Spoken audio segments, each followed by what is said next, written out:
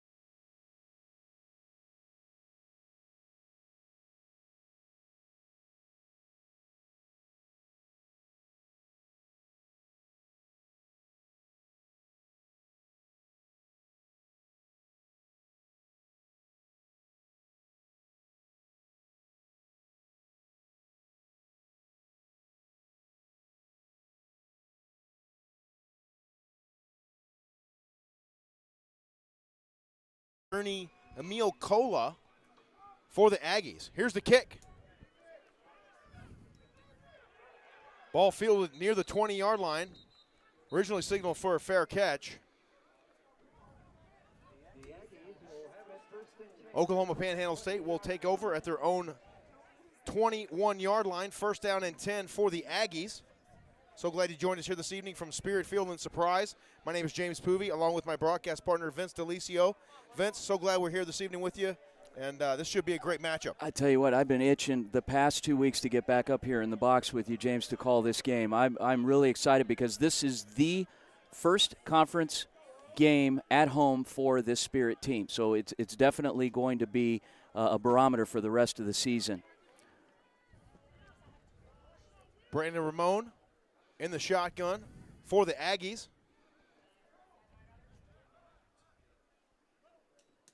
Here's the snap. Drops back to pass. Finds a man on the far side of the field. Complete. Out near the 30-yard line to about the 28. That'll bring up a second down and 8 for Oklahoma Panhandle State. So in talking to Coach Gaskamp in pregame from Panhandle State, he had expressed a little slight concern over the fact that he's got, over the course of this early part of the season, 13 players that are injured, and he's got a squad that's essentially brand new over last year's 7-3 nationally ranked team. So this is a true test for these guys coming in after traveling 1,000 miles overnight, Thursday night, Friday, to see if they can compete with this Spirit squad. Yeah, they said they had a long bus ride in, and they're anxious to get it going here. Drops back for the pass, finds a quick screen to the left-hand side, completes it out to number 4 for OPSU. That's Nick West, the wide receiver. Ramon connects with West in the flat. A gain of about 1. That'll bring up second down and 9 for Oklahoma Panhandle State. 2 receivers to the near side. A single back and 1 up to the top. Here's the snap. A quick hitter to the outside, and it falls incomplete. Intended target number 1, Miguel Hudson. Yeah, corner number 7, David Jones, did a great job playing that screen. We're going to see much of the same as we saw, the first couple of games, a 4-2-5. The secondary will play off a little bit. We're not going to get too flashy with regard to, trying to man up on these guys. The whole key here is just to make sure no receivers get behind this secondary. Exactly. Third and long here for the Aggies. Drops back to pass. Nearly intercepted. It falls into the waiting arms of number 16 for OPSU. That's Emil Cola once again. And that pass is good for an Aggies first down to the Ottawa Spirit 47-yard line. That was a great ball there, Vince. Just a very heady play by Cola. I mean, if the ball touches my hands, you have to bring it in because that's not it's not an opportunity that comes around very often. First down and 10 here. 1 back behind the quarterback. Hands it off. Runs off tackle. He's broken into the open. And a nice job taking it up the sideline with a great head of steam. That's number 32 for OPSU, R.J. Stevens on the carry for the Aggies, and they are moving the chains again here, Vince. Well, we just had an error there. I believe that Coach Mosley called a slant with that defensive end that the running back just ran right around. So he slanted inside, and it was just an error. Once again, the give to Cola up the middle, and a nice stuff there for the interior defensive line for OUAZ.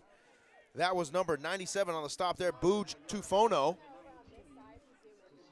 Nice job getting off the block up front there for him. It's going to bring up second down and long for OPSU. They keep it in tight here. A wing T formation for the Aggies. Shotgun snap and the give. And he keeps it and scrambles out to the right-hand side. Defender flattens him out, and a nice job in pursuit that time for OUAZ. That's number 95 in trail, Alima Collins. And he was a contributor in both games so far for OUAZ.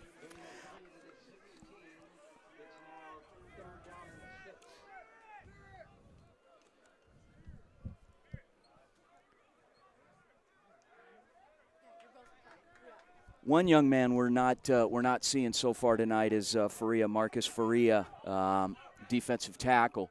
had a great couple of games, but he's not in on this opening drive. So it's given some of these other young men a solid chance to get some playing time, and they're making the most of it.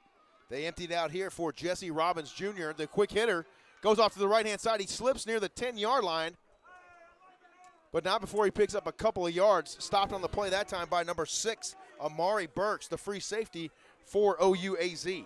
Burks does a great job playing the run there. You know, it's difficult for a defensive back to see that, and when you're getting this close to the end zone, you have to play up, and that's what we're doing.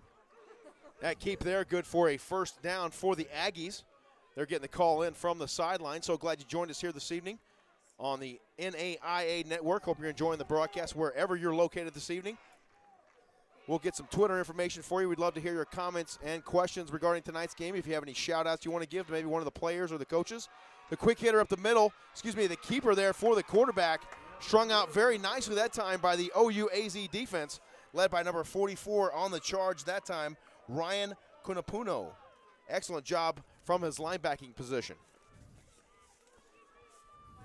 Second down and long upcoming here for OPSU. Free safety Holcomb that time came up, played the quarterback very well. He was splitting the distance between the receiver and the end man on the line of scrimmage, made a great play there on that quarterback. Otherwise, we'd be looking at 6 points. Polston in the quarterback for the Aggies. The quick handoff off the right-hand side. The give to number 35 for OPSU. That's George Dominguez.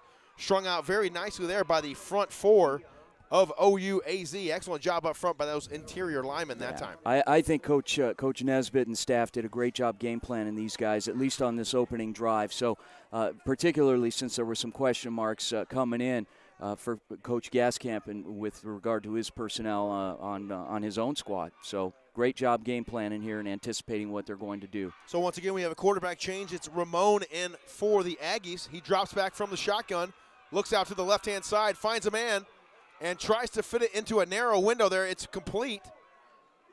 Down near the goal line, that's number 4 on the reception for the Aggies, Nick West. And a nice job throwing into double coverage there, Vince.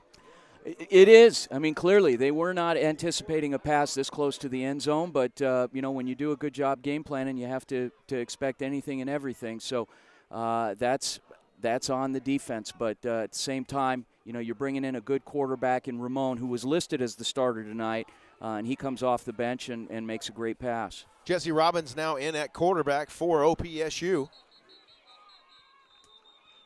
And it looks like we're going to have a timeout on the field.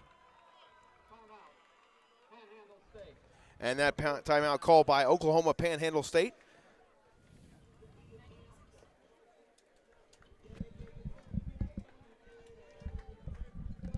So with 9:26 remaining here in the first quarter, we are scoreless. And a bit of fireworks here early. Vince, a nice job by OPSU driving the ball down the field.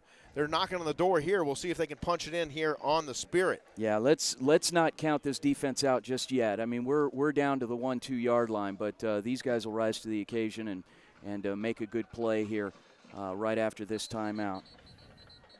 Looks like they're trying to keep their fresh legs in there at quarterback, switching those guys out about every other play or so.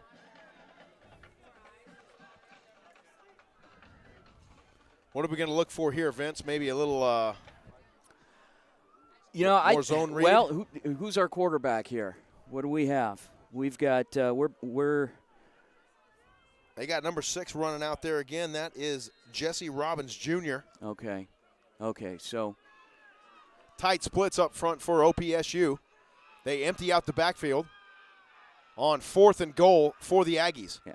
Here's the handoff to jet sweep, and he's yep. in for the touchdown. Yep. That's number 4 in motion that time. And Nick West coming across the formation there for OPSU, and not much up front for OUAZ that time. No, when I didn't see anybody in the backfield and I saw him spreading it out, I thought it was just going to be a quarterback sneak, but did the next best thing, brought a man in motion and handed him the ball, and he just walked in. And so OPSU draws first blood here at Spirit Field tonight, up 6-0 with the extra point pending.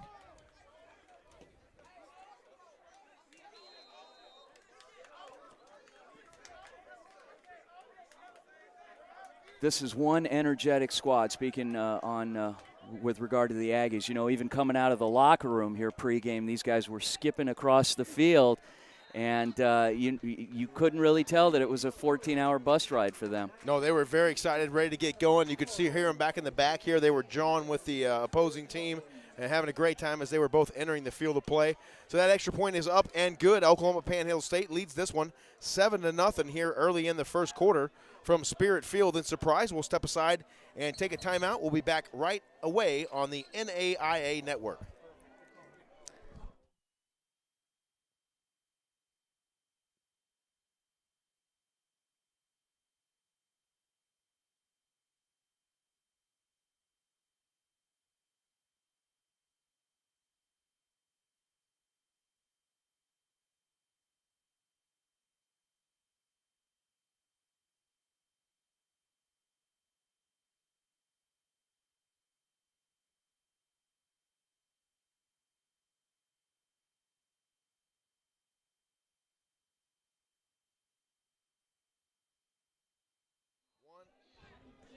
Welcome back to Spirit Field and Surprise. Our score, OPSU on top early, 7-0 over the Ottawa Spirit. Back deep for Ottawa, Jeremiah Graylock and number 33, Shamar Moreland. It looks like Graylock, yep. Graylock gets the call, takes the ball up the field, sheds a tackler. Nice job there hitting the gas about the 20-yard line. A nice return for the OUAZ Spirit. That's Jeremiah Graylock once again. And an excellent job that time. You know that the Aggies did their homework here because we've got one of the best return men in the league this early part of the season in Moreland. So they kicked away from him right into the hands of Graylock. And Graylock had a nice little return there. Yeah, not bad at all. Got OUAZ set up here in a decent field position from their own 27-yard line. First down and 10. That is McCullough starting at quarterback tonight for the Spirit in place of Jack Graham. The handoff to the outside, Marcellus Chester-Riley gets loose outside the tackle, and an excellent job that time carrying the ball across the 45-yard line. Ball spotted at the 46, and OUAZ with a quick hitter and a quick first down. Yeah, that was a great play. You know, Riley basically tripped on a blade of artificial grass out there in the open field, otherwise he'd have been gone. No doubt. So here we go, two receivers to the near side, one back lined up behind McCullough. The shotgun snap, looks to the right, throws the ball. Complete out to number 2. That's Brandon McLaughlin. He carries a host of tacklers just across the 50-yard line. An excellent job there. Now, one change we notice is that, Graham is not the starting quarterback tonight. It is McCullough. McCullough had a great second half last week, nearly flawless in the game against Langston, and so he's given the nod to start and expect to see a lot of air tonight. Here we go. McCullough drops back to pass, takes a shot again. He has a man. It's McLaughlin, complete down the sideline, and we'll wait the signal. That's it. He's in for the touchdown. Brandon McLaughlin with the quick hitter for OUAZ, and they retaliate right away after the OPSU score on their first drive and answer back with a score of their own. Did not even skip a beat over last week and the week before. You know, it's Mr. Touchdown, and he just basically said, I'm going to throw it up in the air, you get under it and catch it and run it in. So what a great job running that far side of the football field, and what a touch pass from McCullough on that one. Great play. Here's the snap, the hold, the kick is up and good, and our score is now tied 7 apiece here about midway through the first quarter from Spirit Field in Surprise, Arizona. Boy, what a quick turn of events there on that one, Vince. Well, I think, in order for the Spirit to have success consistently, obviously they need to have good balance between the run and the pass. But not only that, when they do throw, they got to throw quick. They got to get quick sets from their linemen. We're just talking 3-step maximum, let it go, and let the receivers do the rest. Yeah, and so far they've done a great job of that here tonight. And McCullough looks outstanding. Only seen him for a couple of plays, but so far so good. And you got to feel good about that if you're Coach Mike Nesbitt for Ottawa. So many weapons on this offense. Expect a lot more this evening, but we need the defense to step up as well. So maybe we'll get it on this next series. Yeah, hopefully that little offensive display there fired up that defense. They're going to be ready to get back out here on the football field and see what they can do, take care of business. Back deep for OPSU, that is number 1, Miguel Hudson. And here's the kick. A short end-over-end kick fielded just past the 30-yard line. And a decent return carrying a host of tacklers that time for OPSU. That's number 16 on the return, Emil Kola, and he's been contributing quite a bit here thus far tonight for the Aggies. You know, you have to stress wrapping up those ball carriers. I mean, in special teams, that's a third of the game, and if you do that, you're going to stop them 15 yards further downfield. So here we go. OPSU will start this drive on their own 45-yard line. We're tied at 7 apiece.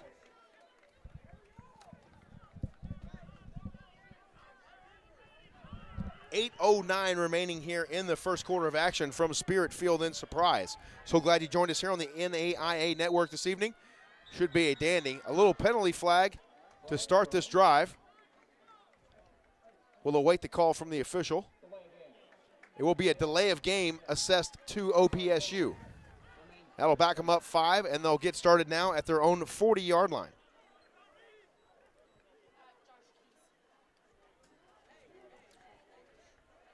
So a lot of substitutions here from OPSU. They're trying to keep fresh legs on the field or maybe force some sort of adjustments from the OUAZ defense. I think we're going to see a little zone read. We've got a wing and a tight end.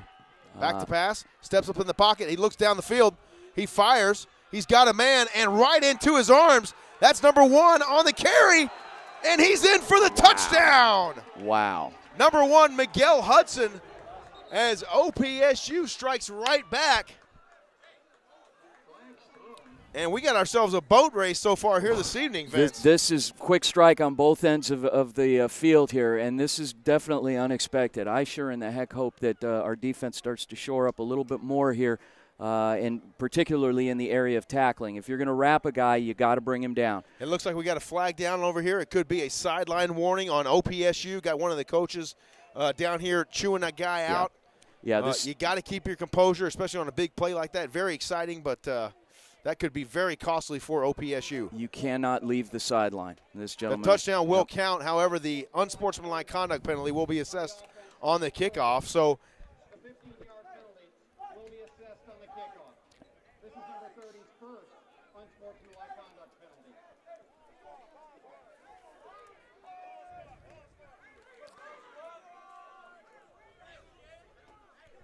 So a 60-yard bomb from Miguel Hudson, or excuse me, from John Polston to Miguel Hudson is good for the OPSU touchdown. What can you say? It was a long bus trip, James. It was. Doesn't seem have like been it. They're out here unleashed. playing. They came out. They're firing on all cylinders so far. Yeah, and not afraid to take a shot, either one of these teams so far. It's Nothing this to could lose. Could be a high-scoring affair here this evening. So I guess the argument that it was a long bus ride is not going to get us very far right now. So Exactly. yeah.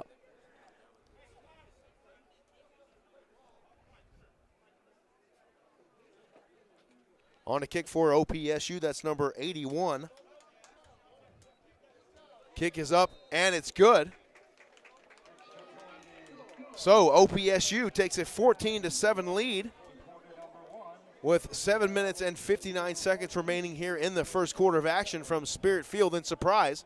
We'll step aside and come back right to you on the NAIA Network.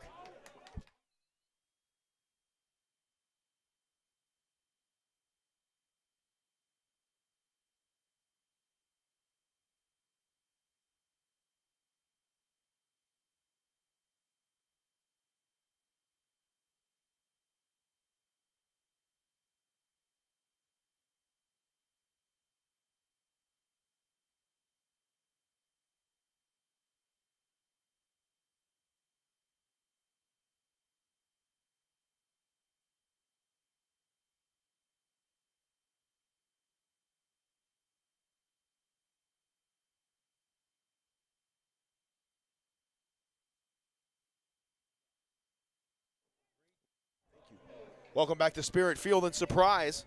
OPSU on top of OUAZ 14-7. Here's the kickoff. Retreating deep is Jeremiah Graylock, and here he comes out near the 30-yard line. Eludes a tackler and takes it out to the 35-yard line, putting OUAZ in decent field position to start another offensive drive for the Spirit. 2 great returns by Graylock. So, you know, we don't want our team returning too many of those because obviously you know what that means. The other team is scoring points. But Precisely. He is capitalizing on his opportunity. Yes, he is. He's a big-time contributor here for OUAZ, and they need it on the special teams unit. So here comes McCullough. He's got Marcellus Chester Riley in the backfield, split backs, along with Shamar Moreland, who goes out in motion. The quick pass on the screen out to Moreland. Complete. He eludes a tackler at the 35, crosses the 40. A nice gain there for OUAZ. That's Shamar Moreland, number 33, on the reception for the Spirit. One thing that we've noticed as we walk through practice, watching these guys warm up and as well as during the week, is that they take a lot of pride in their screen game. And when you have a head coach that calls the offense, you know, he's obviously going to dictate what they're doing on the field, and screens are one thing they do really well. Definitely. So the header straight up the field to Marcellus Chester Riley, and he carries it out near the emblazoned logo of the Ottawa Spirit, just across midfield for an OUAZ first down. Running a bit of a hurry up here is the Spirit, trying to catch that OPSU defense offside and not give them a chance to adjust. McCullough in the shotgun, Riley back behind him. Two receivers to the near side. Should have snapped the ball already. Taking too long. A quick hitter to the outside. It's Graylock on the reception. Catches the ball near the 40-yard line. And yet again moves the chains for OUAZ. When you have an opportunity to catch that defensive front off guard and they're shifting around, not knowing how you're going to line up, you've got to snap that ball. Got to take advantage of that right then and there. You are exactly right, sir. McCullough in the shotgun. 2 receivers to the top, 1 to the near side. The shotgun snap, stepping up in the pocket, nearly losing the football is McCullough. And he was accosted right there by number 94 for OPSU. That's Sequoia Smith, coming up from the defensive line position to make that stop for the Aggies. Second down and long upcoming for OUAZ. McCullough once again from the shotgun. Here's a snap. Surveys the field, and he dumps it off to Chester Riley, who takes the ball out near the 40-yard line. Another screen. They are all over that screen game, as you mentioned. I think that the key here is going to be, again, dumping that ball off quick. This, this front is a 3-4 front, so you're not crowding the line of scrimmage with linemen, but when you take too long, that's a problem. Twins up top for OUAZ, 1 receiver in the slot, and Marcellus Chester Riley in the pistol. Shotgun snap to McCullough, the handoff to Riley up the middle, and a nice hole provided by that front offensive line for OUAZ, and they are paving the way for Marcellus Chester Riley on that run there. I think these guys are finally starting to get their wind here and starting to work together as a unit, stepping through. This is a great zone blocking team. Yeah, they're looking really good right now. McCullough in the shotgun again, 2-by-2 formation. The snap. McCullough looks to the left-hand side. He's got a man. Throws it. It's open. Oh! Nearly hauled in that time by number 14, Ronnie Martin for OUAZ. He had his defender beat, but just couldn't haul it in. A little bit too much air underneath that one, Vince. It was a great little audible at the line of scrimmage by the quarterback, and he sensed some pressure coming. They were bringing some people, took advantage of it, and that receiver's just got to make the play. So the ball will go over to OPSU, and they will start their drive from their own 33-yard line, leading 14-7, 5:15 remaining here in the first quarter. Empty backfield. That's number 6 in at quarterback, Jesse Robbins for the Aggies. 3-by-1 formation. The shotgun snap, and he's going to keep it. He runs it off the edge, and it's good for a gain of about 6.5, maybe 7 yards. That's going to bring up a second down and 5 for OPSU. They've got a nickel, a pretty big kid, meaning the Spirit, number 44, Rylan Akanapeo, that's covering a receiver. And the kid's got some wheels. Rylan can run. He can move. Here's the snap. Robbins takes it out the left-hand side, And a nice job that time by number 6 for OUAZ on the tackle, Amari Burks, from his free safety position.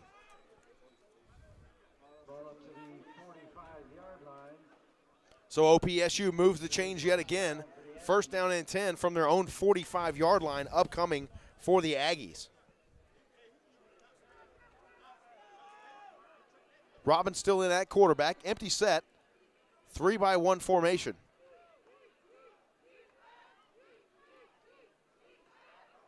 The man in motion, here's the snap.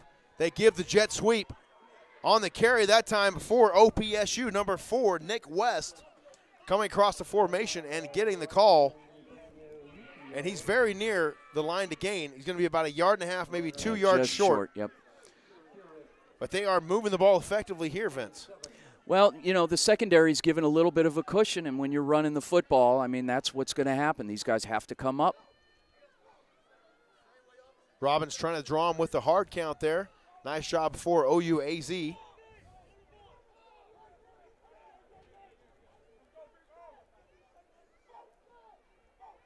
Here's the shotgun snap. Once again, Robbins on the keeper. Number 6 steps up, tries to make the tackle for OUAZ. But ultimately, number 7, David Jones Jr., the defensive back for the Spirit, with the stop, but not before the Aggies pick up yet another first down and move the chains. Yeah, if Amari Burks, you know, you gotta wrap your arms around him, son, and that's what happens. You know, he's strong safety, does a great job. When you come up, you take a risk, you got to make it pay. So here we go. OPSU in the pistol. Number 12 in at quarterback, Ramon, for the Aggies.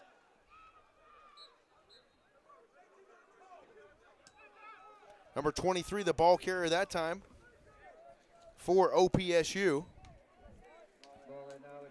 They lead 14-7, 5:15 remaining here in the first quarter of action from Spirit Field in Surprise. One thing that was interesting that Coach Gaskamp said is he's on his 5th tight end this season. He has suffered that many injuries at that position, but he still keeps going with those guys. A rash of injuries for the Aggies. Very unfortunate for them. Here's the snap to Ramon. Looks to the left-hand side, and a nice coverage that time from OUAZ. That was number 44. You were just talking about him a moment ago. He did a great job on coverage on that one. Yeah, and you've got a penalty marker down right around the line of scrimmage there, so expect a holding call here.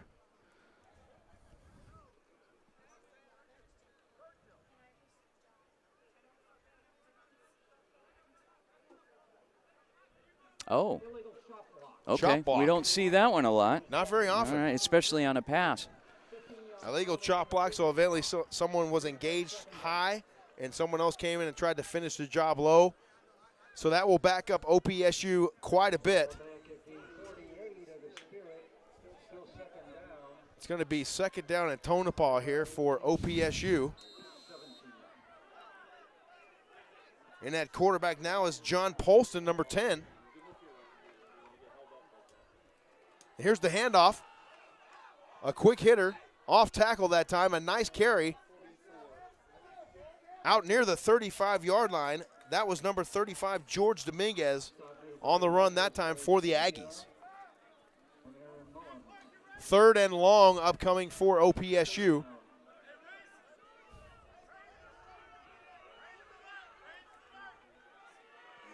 can only assume they will pass the ball here. Shotgun snap, looking to throw. Pressure up the middle. He finds a man to the outside. Ball's complete to number 23 on the near side of the football field. And nice pressure that time from OUAZ. Number 95, once again, Alima Collins, getting in there and wreaking havoc, forcing the quarterback out of the pocket and forcing him to throw it to the outside. Yeah, when you play with that kind of a cushion, you can get away with hitches, slants all game long, and you'll have success. You'll move the ball down the field.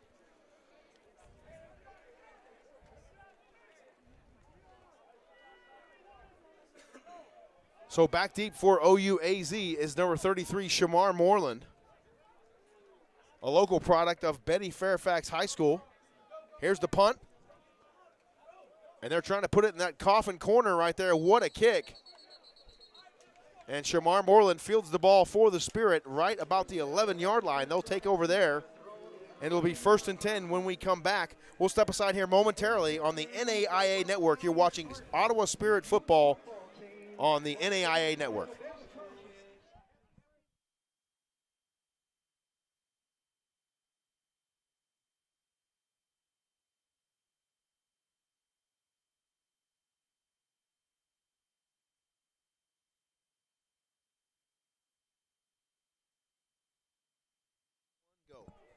Welcome back to Spirit Field, and surprise, OPSU on top of Ottawa, 14-7, 1 minute and 10 seconds in the first quarter.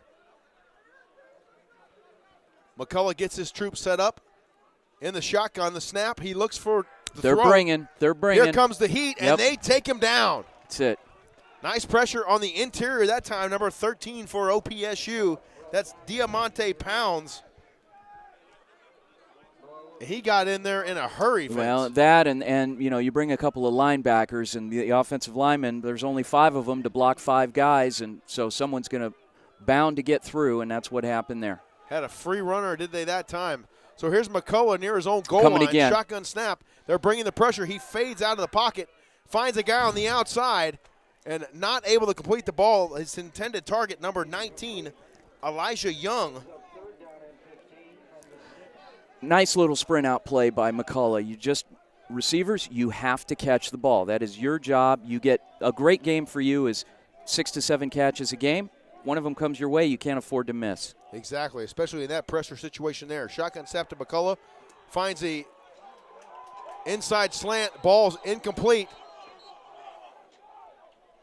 His intended target was Jeremiah Graylock. Tried to hit that quick slant, but unfortunately, once again, the receiver did not catch the football, and Ottawa is going to have to punt this one deep in their own territory. Yeah, the Aggie coaches were arguing there with the officials, believing that was a fumble, but it was, in fact, an incomplete pass. So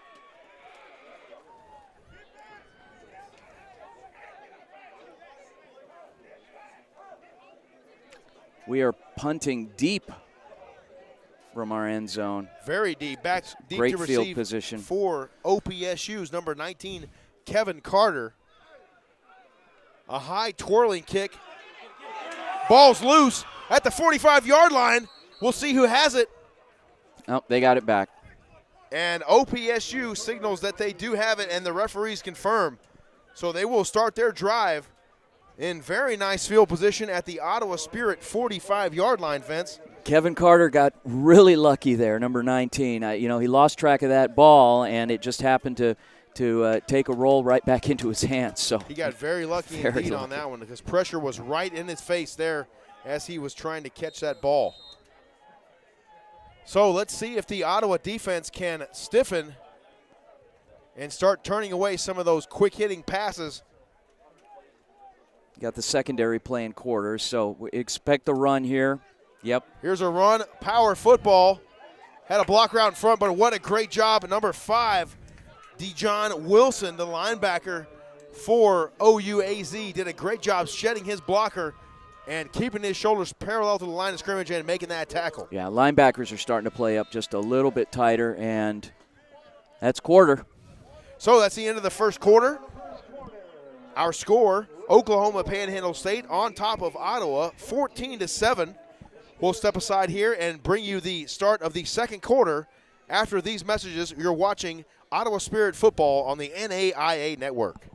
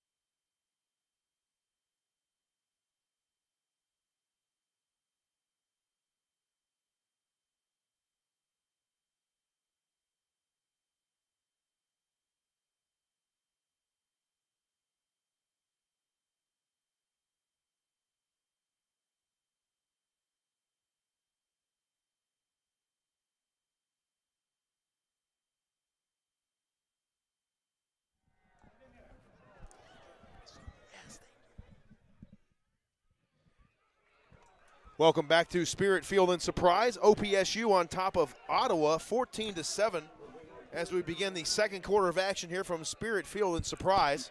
Quarterback Colston's going to have to come out of the game. He took a shot on that last play as he released the ball.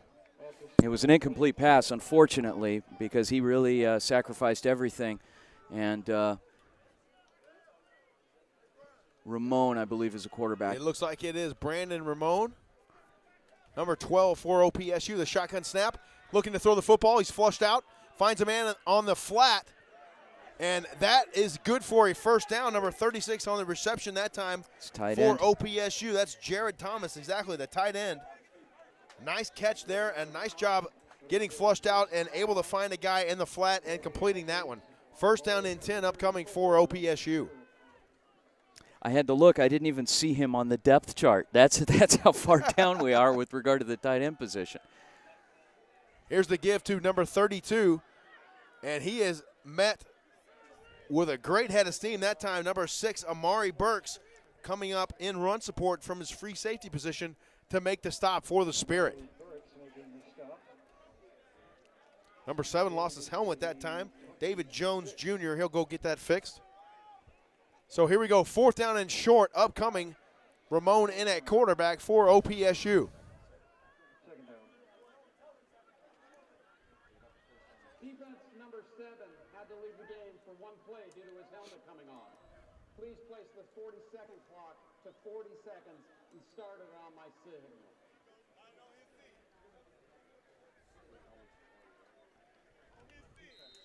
So they get the game clock situation worked out. Here we go, second and short for OPSU. The snap to Ramon. They're coming. The pressure coming off the edge, and the sack for OUAZ. That's number 91 in the middle, wreaking havoc. Robert Oriano from his defensive line position, and what a great play by the front four for OUAZ. Yeah, they snuck linebackers in and ran a little twist there with the defensive line and made a great play. It was a great call, great scheme. So second and short turns into a third and long here for Oklahoma Panhandle State. Ramon in at quarterback. The give up the middle and stopped after about a gain of 4 is number 32, R.J. Stevens, on the tote there for the Aggies.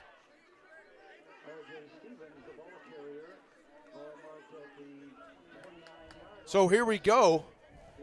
The bend don't break defense for OUAZ will be tested once again here as OPSU has the ball at the Ottawa 29-yard line. Going for it on fourth. Going for it on fourth down. The shotgun snap, looking to the left-hand side and completing the pass. Intended target that time was number 80, and it's complete to Cooper Savage on the near side of the football field. That will move the chains for Oklahoma Panhandle State. That's a consequence of playing that soft, particularly on fourth down. You know, too much cushion there for the DBs. Definitely. And OUAZ. Runs a quick out, gets just enough for the first. And that's a credit to the coaching staff of OPSU for seeing that and exploiting that immediately. Shotgun snap. He fakes the give, and what a catch! Down by the 5-yard line, he hauls it in with one hand. An amazing grab that time, number 16, Emil Cola. What a job falling onto his back, having the wherewithal to haul that one in. What a job. You cannot defend on that play. The defender was all over him. Essentially, the player was on the ground, reached out, grabbed it with one hand. That has to be an ESPN highlight right there, James. That was an amazing play. Yes, it was, indeed. Are we allowed to say ESPN on this network? Sure, we can pull that out and send it to them. Okay. So that sets up OPSU here in business at the 4-yard line. First and goal for the Aggies. Polston in at quarterback. He keeps it, tries to go off tackle, and he's still on his feet. They're pushing the pile, and will await the signal. I believe he might have gotten in for the touchdown, and indeed he did. Touchdown, Oklahoma Panhandle State. Refuses to go down, goes off tackle, has a host of guys pushing him in, and they get it done. Yeah, it's that team that traveled 1,000 miles right now, apparently, that wants this game more. So, and this is on the same drive that this young man, this quarterback, came out of the game after taking a shot. Yeah, very resilient player, to say the least. So Oklahoma Panhandle State up 20-7, just inside second quarter action here from Spirit Field. Number 91, Eduardo Villarreal, on to kick for the Aggies. The snap, the hold, and the kick is up and good. Ball stuck on the fence down there. Now, outstanding. We'll say two things. Number one, this is not an 0-2 team that showed up tonight. Secondly, you could also credit the rest of the league or the conference, their opponents that they played, of being that good coming into tonight's game. So one of two things, or maybe both. Exactly, but they are playing with a fire here tonight, Vince. No doubt about it. They are pinned up and ready to go, and they are showing it right now. They're up 21-7 here on Ottawa, 11:44 remaining after that Eduardo Villarreal extra point. Yeah, the Spirit are getting a definite welcome into the conference tonight. Yeah, they're going to have to stiffen up and play a little bit tighter on the back end of their defense. They're giving up a little bit too much dink and duck stuff underneath, and they're able to drive the ball down the football field with it. Yeah. These coaches are obviously recognizing that, so we'll see what adjustments come up after this series. Spirit will be on offense here this next set. Jeremiah Graylock and Shamar Moreland back deep for the Spirit. Here's the high end-over-end kick. Fielded near the goal line by Moreland. Here he comes. 10, shakes a tackler at the 15, and carries the ball out past the 20-yard line. A nice return that time for number 33, Shamar Moreland. Nice return, but even better kickoff coverage by the opponent, because this Moreland is clearly the better return guy, and one of the tops in the country. And so, they did a good job of closing that fist on him there in that last return. We're only up on the 20-yard line. So yeah, great pursuit that time from the special teams unit of OPSU. So here we go, 1st and 10 from their own 20. The handoff to Marcellus Chester-Riley. A nice job getting off tackle. That was a great run there. That was number 20 with Joshua Vizcaya. Toting the rock that time for the Spirit, picking up 5 yards. 2nd and 5 upcoming for OUAZ. These guys up front for the Aggies are not very big. Look at the defensive end over there, but he just has a motor on him. Number 90. They keep going, and they use their hands very well. As they rip that football out there, looks like they're blowing it dead. We will double-check that call here in a moment. Picked up a couple yards there. It's going to be 3rd and 1 upcoming for OUAZ.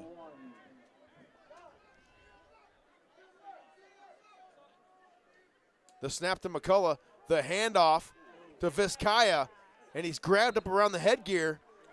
Twisted his helmet all the way around. Flag. Yeah, no penalty. That is surprising.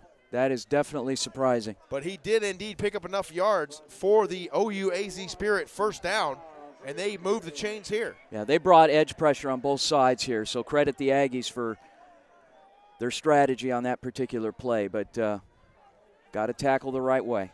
3-by-1. OUAZ comes out. Vizcaya in the backfield behind McCullough. linebackers. They bring the backers, and they take it right up the middle on a design dive play. At number 94, knifing in there for OPSU. That was Sequoia Smith. Gain is to the 34, 2nd down and 7. It's like Smith playing that 2 technique in there, maybe a 2-eye. 2 backs in behind McCullough. Moreland out in motion. The shotgun snap, he has to step up in the pocket, and he is pressured and brought down there at the 35-yard line. And once again, number 94 for OPSU, Sequoia Smith, in on the stop. So we're seeing pressure from the outside. We're seeing it from the inside. These guys have to answer, and they have to start playing at the line of scrimmage, making the correct adjustments, and I'm talking about the offensive linemen. Certain things you can't avoid when you're outnumbered, but at the same time, you have to protect the inside first. Snap to McCullough, the give to Vizcaya. He is pressured immediately and brought down that time on the far side of the football field. Number 42 in on the tackle for OPSU, and that's Darren Primes for the Aggies. And they force 4th down on OUAZ. And we have a timeout called by Oklahoma Panhandle State. They lead with 11:36 remaining in the second quarter, 21-7. We'll step aside and come back right after this on the NAIA Network.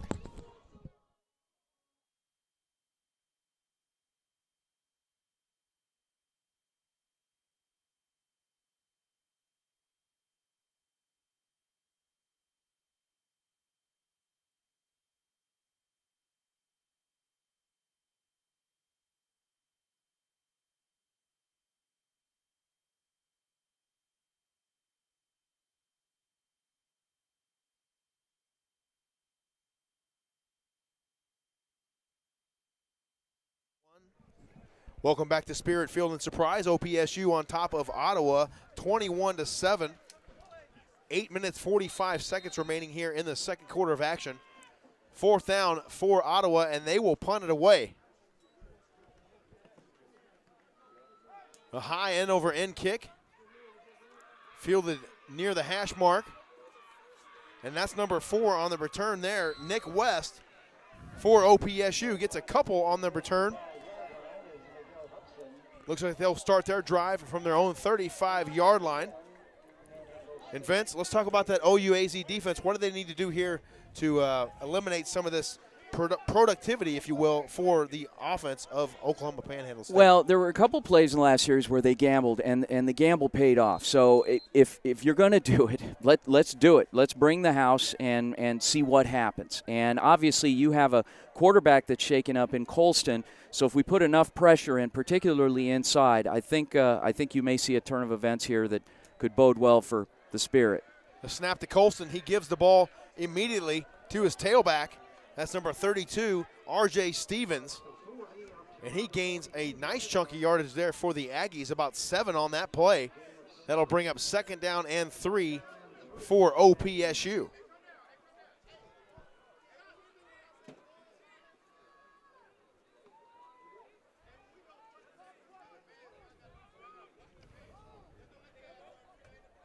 Yeah, this offense is operating very efficiently tonight. These guys are doing a great job looking to the sideline, getting the signal from their coach, and executing plays. Split backs beside Colston. They give it to R.J. Stevens, and he carries the ball out off tackle.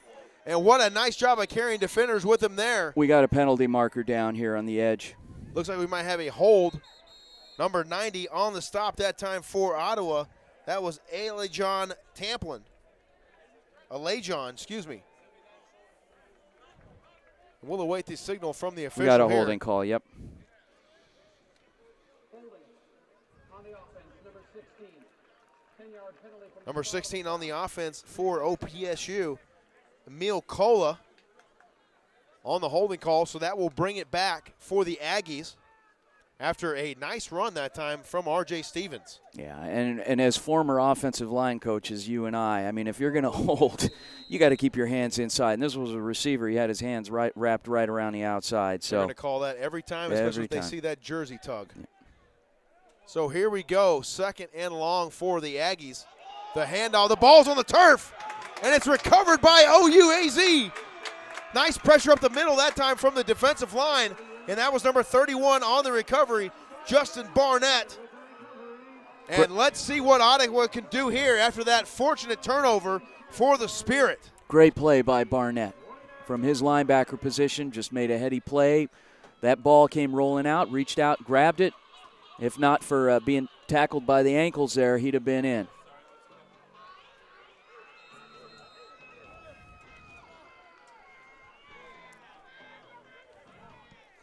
So here we go, Ottawa 1st and 10 from the Aggies' 28-yard line, back to pass, looking for a man. He's got him. It's Brandon McCullough. Brandon McLaughlin, touchdown OUAZ. Running down the seam, Brandon McLaughlin, and what a throw that time from Austin McCullough. Plenty of protection up front, able to set his feet and deliver a strike. Well, and that's it. That's old number 2 again. So, you get behind the secondary. Chances are when that ball's in the air, you're going to bring it in and you'll score every time. What a great job on that conversion there. The kick is up and good. So, retaliating with 7:24 remaining in the second quarter, OUAZ strikes back, and they trail this one by 7 now, 21-14. OPSU still in the lead here. So that was a nice response there, Vince. Get them back in this football game. Definitely. I think the secondary was just a little confused on that last play as to whose responsibility old number 2 was. So there, you saw some arm shrugs or shoulder shrugs there at the end of that play of two DBs that were looking at each other. I thought you had him. Yeah, exactly. I thought you had him. I had him. No, I didn't have him. Yep. Nobody had Brandon McLaughlin on that one. He was running down the seam, and he was off to the races. Nice job there for OUAZ. That fumble recovery could very well be the spark that this team needs to get back on track. Still down by 7, but maybe we've got a little momentum starting to swing. Yeah, they need to have a defensive stand here and get that football back and try to get something else done here before the end of the first half. Back deep for OPSU. That ball kicked near the sideline, fielded about the 23-yard line. So that's where OPSU will start their drive. Looks like it's going to be spotted at the 25-yard line. 1st and 10, Aggies. Beautiful evening tonight, isn't it, James? It is very nice. A little bit warm, a little on the sultry side, if you will. A little sultry, a little like a mild air dryer. Where it's not exactly set to hot. It's kind of a warm-ish, light breeze, so it's real nice. Yeah. Definitely not as humid as it was for that first contest we did 3 weeks ago tonight. No, definitely a little bit better, and hopefully it will continue to cool off as we go through the season here. We might get down to 90. I may have to break out the jacket. There's always hope, right? Yeah. So here we go. 1st down and 10 for OPSU. Play fake. Colston looking to throw. He's got a man, and he hits him, but the ball falls incomplete. It's a nice little boot play by Colston. It doesn't even look like he took a shot earlier. Nice coverage there as well. Number 4, Javon Hogan. Excellent job on the back end for OUAZ. Defense has to take away those kind of opportunities, but we need a little more pressure on the quarterback. 2nd and 10 upcoming here for OPSU. Colston changing the play at the line of scrimmage. Getting the signals in from his sideline. 2nd and 10. The shotgun snap. The zone. And that once again is number 32, R.J. Stevens. He picks up about 3 on that carry.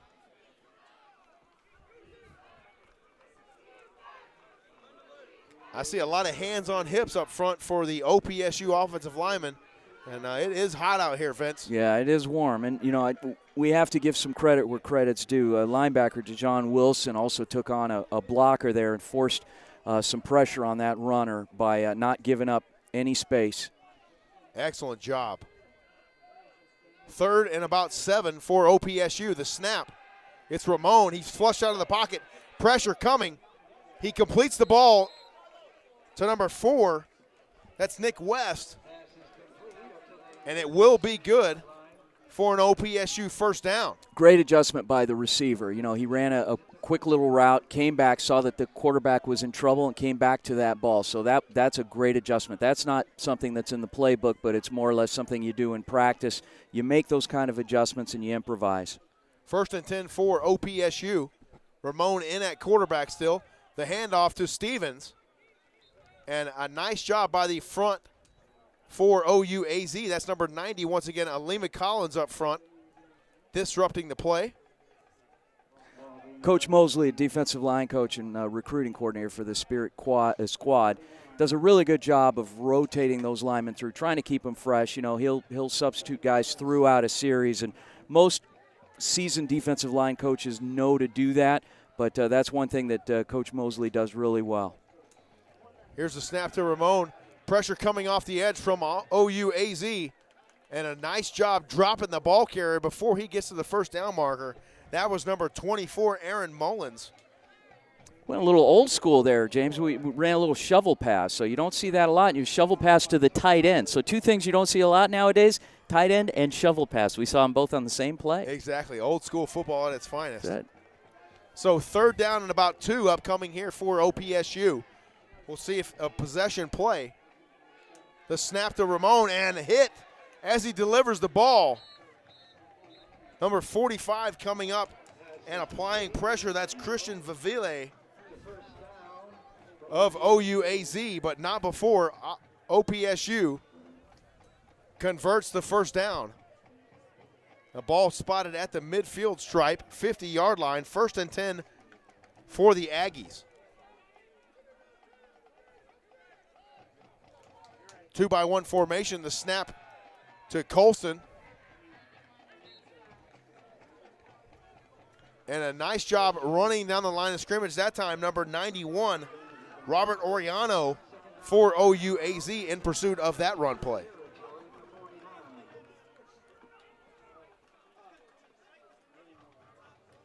Colston took another shot on this last play. I tell you what, I sure hope he's got that rib protector on, because he keeps getting hit low when he brings that ball up to throw, and he may have a hard time getting through this game. Yeah, he's taking a number of shots as OUAZ continues to bring pressure off the edge as well. The handoff. Zone read there. And a nice stop there on the play. That was number 23 on the carry for OPSU. And number 95, Alima Collins on the stop for the Spirit. Yeah, Collins playing that defensive end spot. Just slid down, made a great play right off the edge. 3rd and 6 here for OPSU. You'd love to get a stop if you're the Spirit. You got 2 backs in the backfield. What are you expecting here? Little counter. The play fake. And he keeps it. Goodness. And carries the ball out to the right-hand side. A strong run from Colston. He's a tough kid. He is, and He's I a could tell tough kid. The defense was definitely not expecting that. You know, with the abuse that this young man has been taking in the backfield, for him to actually take the ball, tuck it in, and run really shows a lot. Yeah, I was expecting some kind of misdirection up front there, but they gave it, or he kept it, and made a hard run to the outside for another OPSU first down. So now they empty out the backfield this time. 3-by-1 set. Trying that hard count. New quarterback. And a nice pressure that time, and dropped for the sack. That's number 1, Kenneth Steele Jr., knifing in for the Spirit. Brand new quarterback there, Jesse Robbins, who you don't throw a quarterback in to throw the ball the very first snap you're in a game. You don't do that. No, that was great pressure that time from OUAZ, and number 1, Kenneth Steele, with the sack and the tackle for a loss.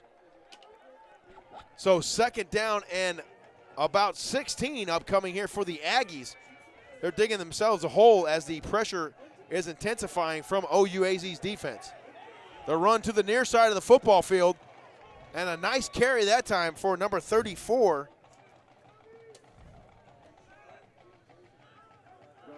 That's Danny Valverde.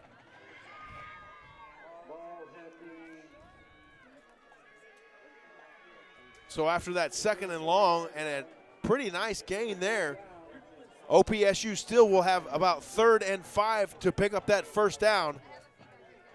And I would see it's safe to say they're out of field goal range as of right now, Vince. Well, and I expect to throw here. You got Ramon back in the game. You got a single back who's going over to the wing.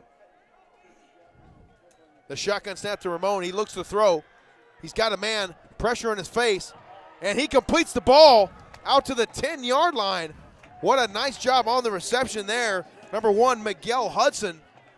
And OPSU moves the chains yet again, and they're knocking on the door here. You know, and the thing about it is that ball looked underthrown to me. The receiver just came back for it. So sure seemed like it was in the air for quite some time. yeah, it was a little bit underthrown too.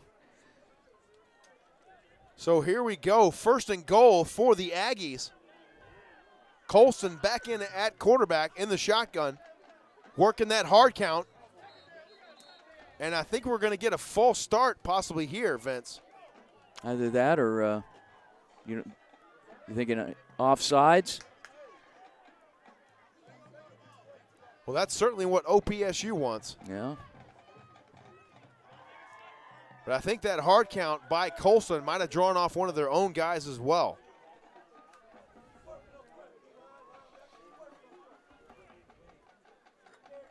We will try and get you the officiating crew from tonight.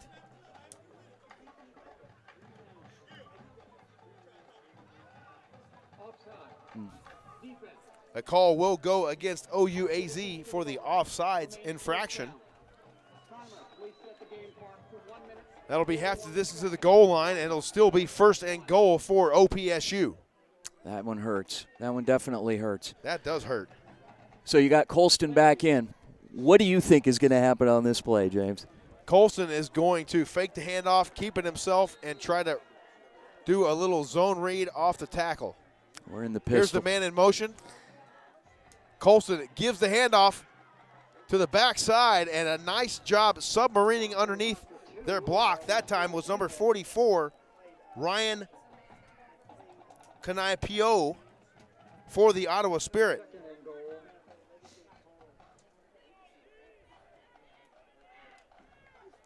Second down and goal upcoming here for OPSU.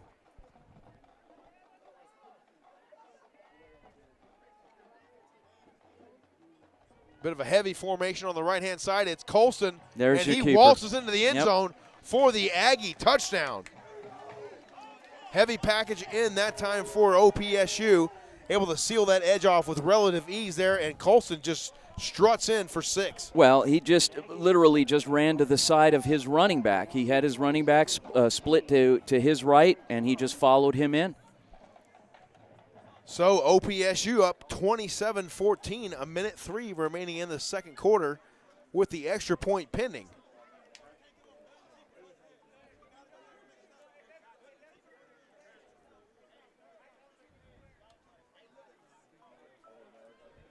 Here's the snap, the hold, the kick is up and through the uprights. 1 minute and 3 seconds remaining in the first half of action here from Spirit Field in Surprise. Oklahoma Panhandle State on top of OUAZ, 28-14. We'll step aside momentarily and be right back on the NAIA Network. Look at this guy.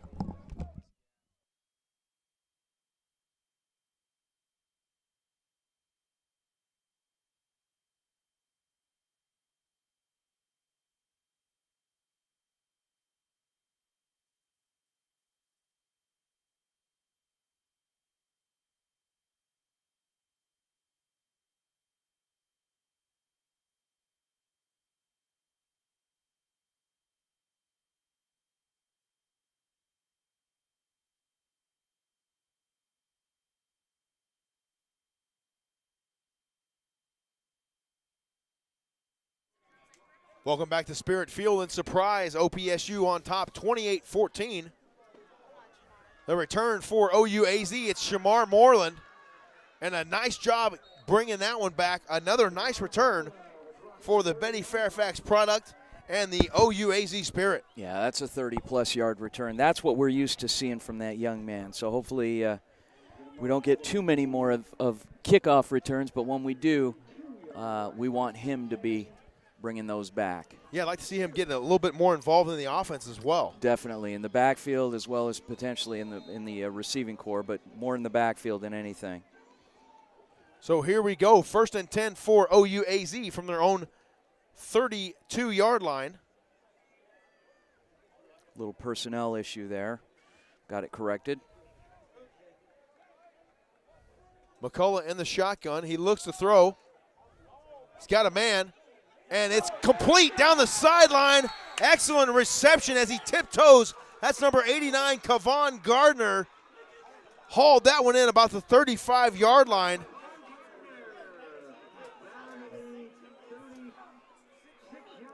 What a great job. A 32-yard pass play from McCullough to Gardner. 1st and 10, OUAZ. McCullough back to pass. He's doing it again. It's Brandon McLaughlin. He pulls it in at the 5-yard line. What a great catch. And what a connection from Austin McCullough to Brandon McLaughlin, Vince. Well, and we've got a hobbled defensive back over there that's been picked on a little bit tonight, and that's 21. Sharoy Joseph, you know, two plays in a row they went to his side, and it's starting to show. He's getting a little worn out there, so hopefully he can get some help.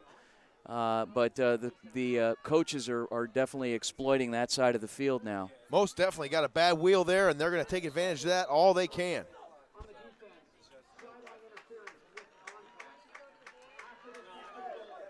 Wow, that's a big penalty. Sideline interference. Wow. Yeah. Yeah, it's been an ongoing battle tonight. You see that they're inching into to get onto the field, you know, and there's one guy that takes very little credit until something happens, and then he gets blamed for everything, and that's the get-back coach. The get-back coach, and everybody's got to have one. He's got to get his job done tonight. That's exactly right. Yep. And he's getting the earful right now. I'm assured of that on the OPSU sideline. So they'll clean that up, and they don't want any more big plays like that for sure. But if you're Ottawa, you got to feel good about a 1st and goal from the 1-yard line upcoming. Yeah, Coach Gaskamp clearly frustrated, particularly in that penalty, because those are things that you can control, clearly. I mean, your sideline has to be managed. You're a young man. You're a player. You've been in pressure situations before. But, again, the other issue is that his team is so new. 2/3 of his squad, up until a couple weeks ago, weren't here. These are all new guys. So, and not only that, but all his assistant coaches are new this year as well. New staff, new coordinators on both sides of the ball. So it takes time for everyone to gel. OUAZ set up here with 1st and 10, an offset eye for McCullough in the shotgun, and he gives it to Vizcaya, who goes nowhere, maybe loses a yard on the play. And it's getting a little bit chippy down there.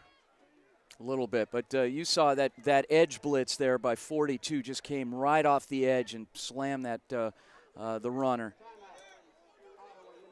So we have a timeout for OUAZ.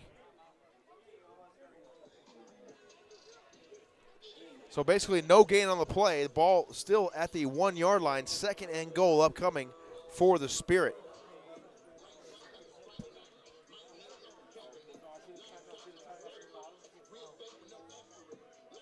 You got 2 backs in the backfield. You have to score every time from the 1-yard line. That's a given. So you got to be able to punch it in. You got to get that push. The offensive linemen have to give you 3 yards.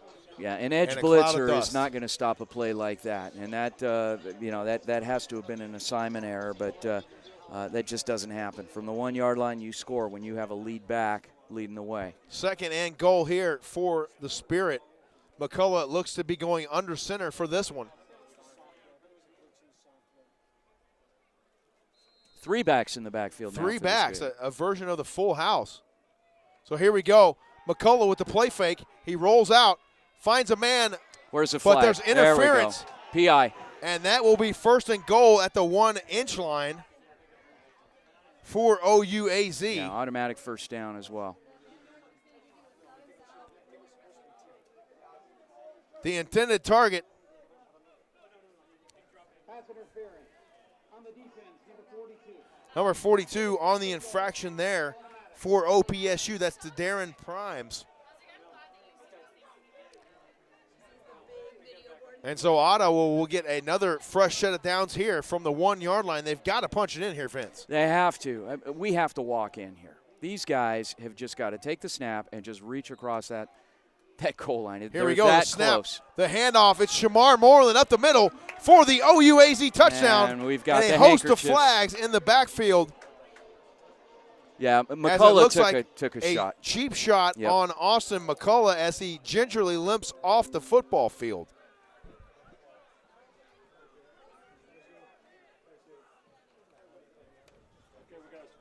So 34 seconds remaining in the 2nd quarter.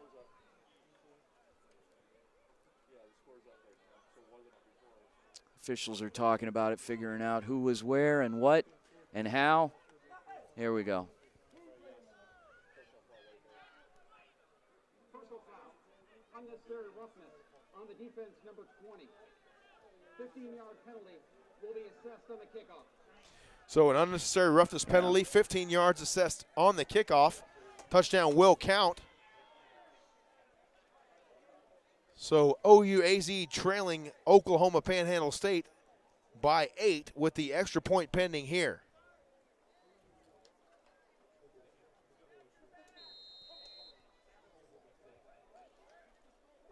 Here's the snap, the hold, the kick.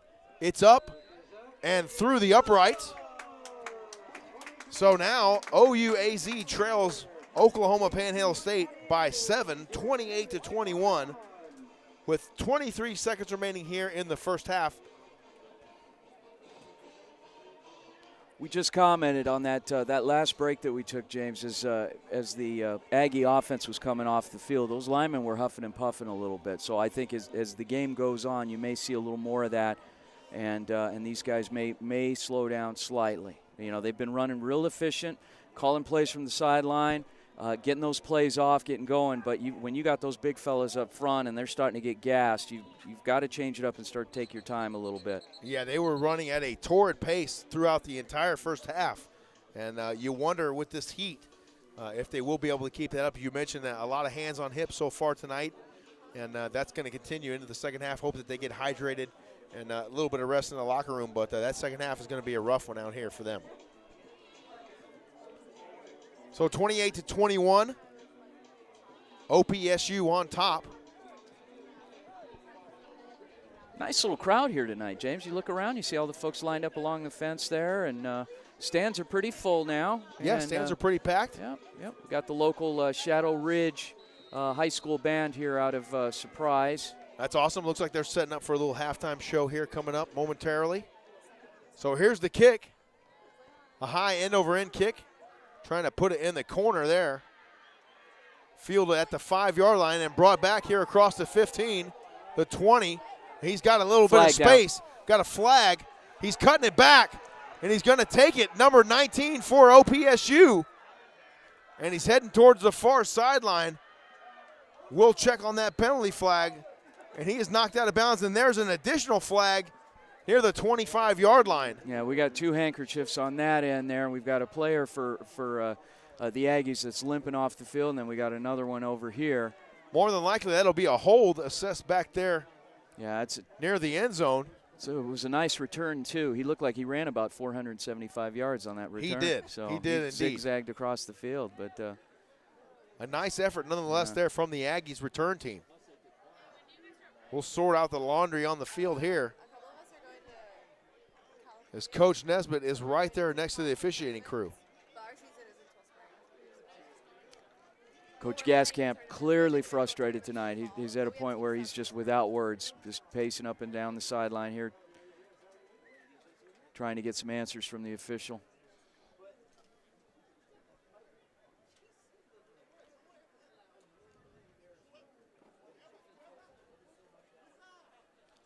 They are currently explaining the options for Coach Gaskamp, and he'll decide what he wants to do here.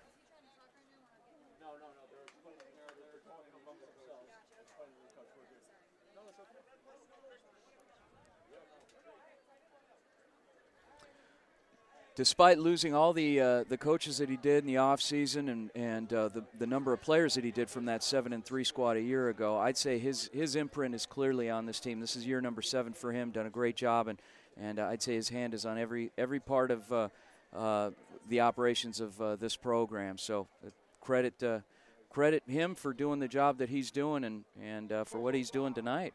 Most definitely, yeah. They came to play. There's no doubt about it.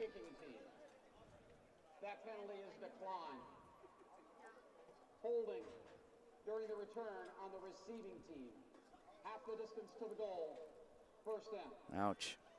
Well, okay. That one's coming way back. So that's coming way back. You can't like that if you're an OPSU faithful.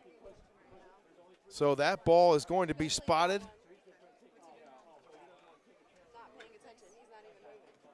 Looks like about the 7-yard line. It'll be first down and 10 for OPSU. 3 seconds remaining on the clock.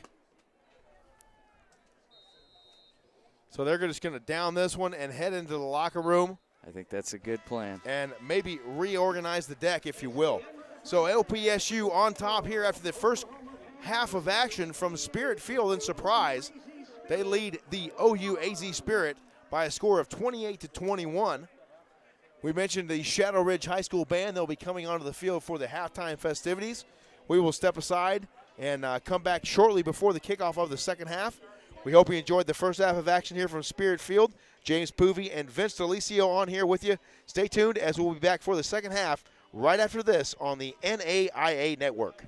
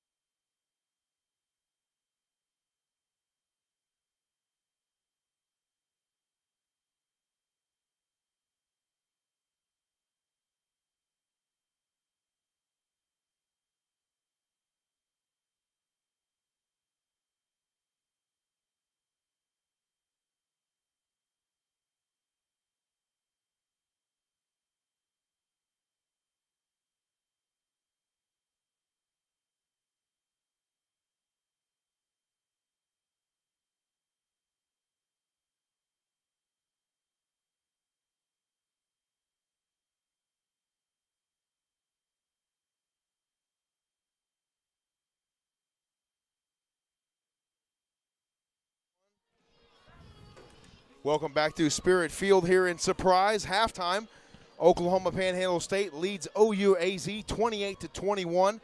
We'll go through a few first half stats for you here. Vince, go ahead.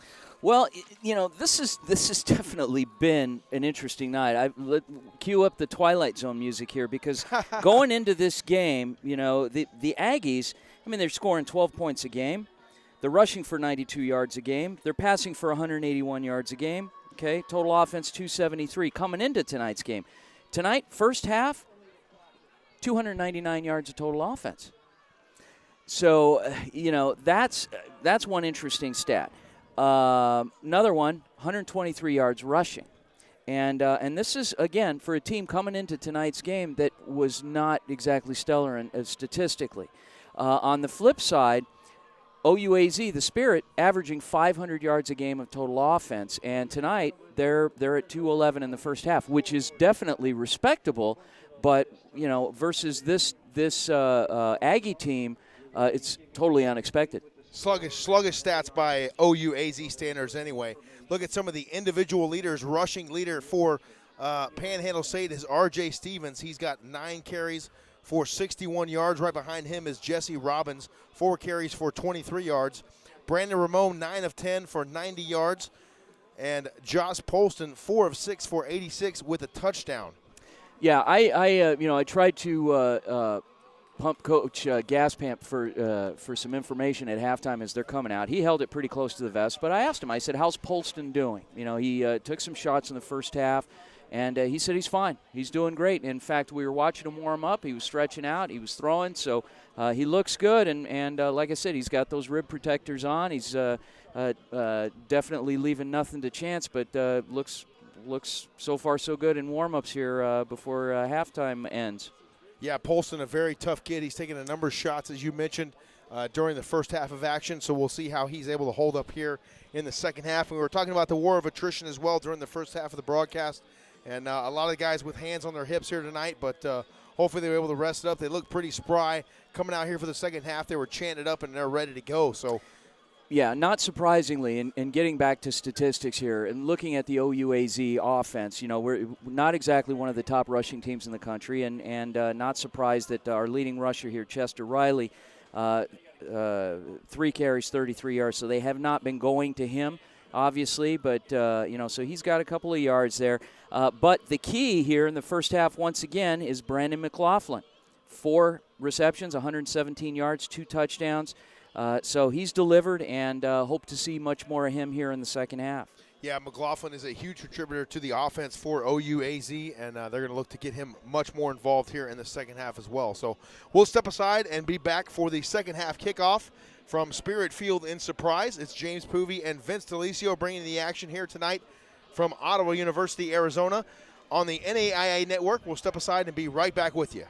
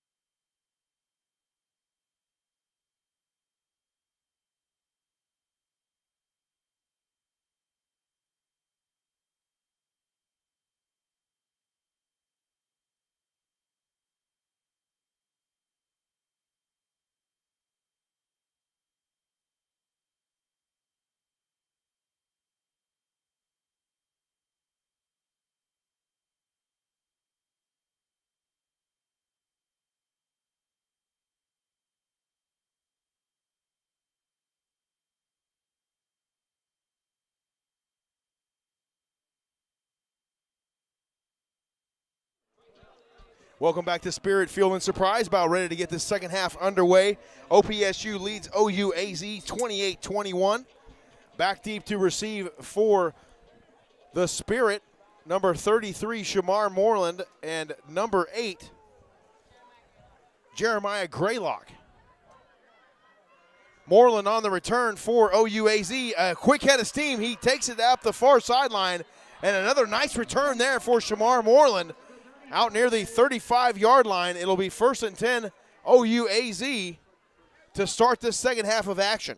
Doing what he does best, James. 35-yard return, and hopefully we don't see too many more of those tonight, so we don't want to be returning kickoffs. Exactly. That's not what you want to do ideally, but Shamar Moreland doing a great job for OUAZ in the return game. So Austin McCullough back in at quarterback here for Ottawa University, Arizona. 1st and 10 from their own 35, make that 36-yard line. Bringing pressure. Got all 3 linebackers up on the line of scrimmage. Showing blitz that time did OPSU, but a nice carry for Vizcaya off left tackle there for OUAZ. Yeah. So the offensive line coach for OUAZ is known as a zone blocking guru, and hopefully that continues tonight. So definitely showing some good schemes along that front. Here we go, the shotgun snap. McCullough looks to his left-hand side, tries to complete the ball for Graylock, his intended receiver on the far side of the field, but it falls through the hands of Jeremiah Graylock, and that will bring up 3rd and 5 for OUAZ. Yeah, the corner over there, Sharoy Joseph, who was picked on late in the first half here tonight, almost made a great play. I mean, he nearly had that ball, and he would have been for 6 the other way. Pressure coming up the middle that time from OPSU, but there is a flag on the field as McCullough takes a shot in the OUAZ backfield.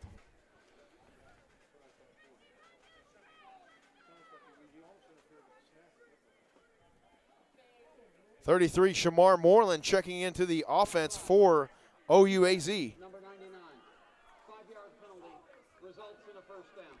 So the defensive penalty assessed to OPSU, and that will be a 1st down for the Spirit. 46-yard line is where the ball will be spotted. 1st and 10 OUAZ. 2-by-1 formation, split backs beside McCullough. He drops back to pass, and he's got no one available. He just overthrew He found him. Shamar Moreland streaking down the far side of the field, but too much air underneath that one. Yeah, and that was Jeremiah Graylock there, James. He overthrew by at least 7-8 yards. And problem is that the receiver stopped to look for the ball. He's got to run full bore and just look over his shoulder while he's still sprinting downfield. Shotgun snap to McCullough. He swings it out to the near side. That ball is caught by number 80 for OUAZ, Antonio Day. A nice reception there, and OUAZ able to move the chains as they're driving into Aggies territory here. 13:45 and counting in the 3rd quarter. McCullough in the shotgun, 2-by-1. A single back set behind. That's Vizcaya lined up behind McCullough. The snap, the give to Vizcaya. And he takes it off tackle before he's stopped there by number 94 of OPSU. That's Sequoia Smith, who made a number of tackles for the Aggies in the first half of action here tonight.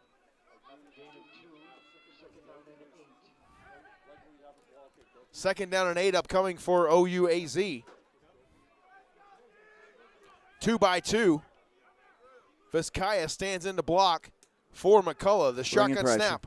Pressure up the middle. He evades the pressure and gets it to the outside. A nice carry for Austin McCullough. And he's able to scramble, make a play with his feet that time, Vince, and elude the pressure. Yeah, they brought the house, and McCullough just was able to sidestep and take off downfield. That was a very, very heady play by that quarterback, and he's got some wheels on him. He can run. He's very fleet of foot there and made a very decisive decision, saw the pressure coming, and knew he had to do something about it, got out of the pocket, and made a positive pickup for the Spirit. So 1st and 10 from the 34, and here comes the pressure, and the ball's out. And it's recovered by OPSU, and running down the field, that's number 90. He's going to house it for the Aggies. Touchdown OPSU, that's Braden Price. Yeah.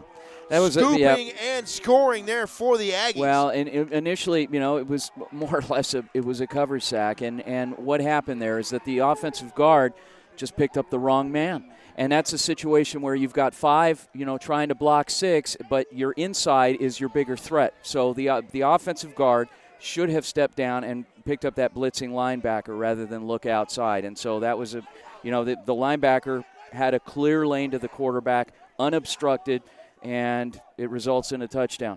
Yeah, a great play there for OPSU. As you mentioned, the primary assignment for an offensive lineman is inside.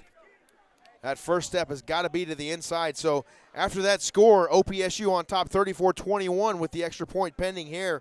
Number 91, Eduardo Villarreal on to kick for the Aggies. It's up and good. So with 12:34 remaining here in the third quarter, OPSU jumps out on top again, 35-21 over the Spirit. That one's going to sting tomorrow. That in that offensive line film session, that one right there is going to sting. Yeah, that was a huge play.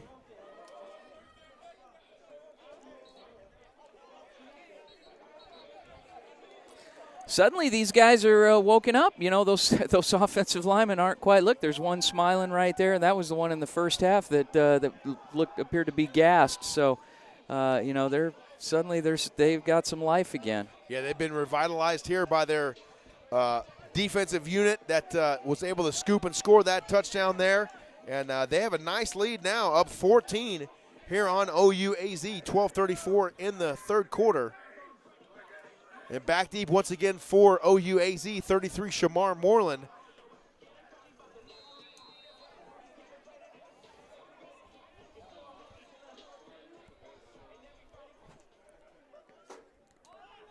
Here's the kick. Moreland fields it at the goal line, brings it out, crosses the 20 with a good head of steam before he is wrapped up there. That's a horse collar. There's no call there. And the tackle was up around the headgear. Unfortunately, no call for OUAZ. Shamar Moreland pleading his case to the referee, but to no avail.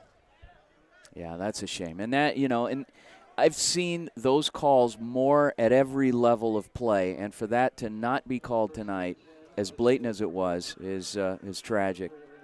Yeah, that was definitely up around the headgear. We got a little bit of a courtesy replay here in the booth, and right up around the headgear.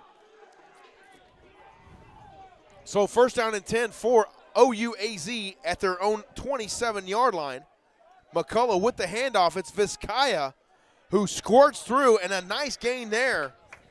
Excuse me, that was Marcellus Chester Riley on the carry for the Spirit.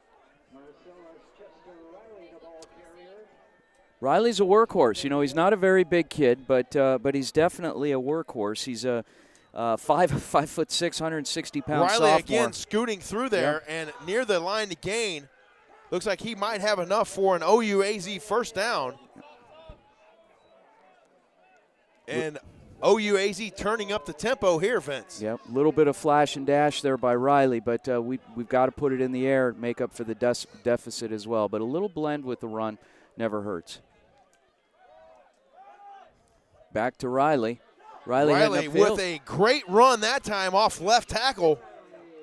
Able to squirt through there, and a nice block out on the edge there from Jeremiah Graylock as well, springing Riley for yet another OUAZ first down. Yeah, nice little inside zone. Riley had a lane, and he cut back. It was beautiful. Textbook cut back lane.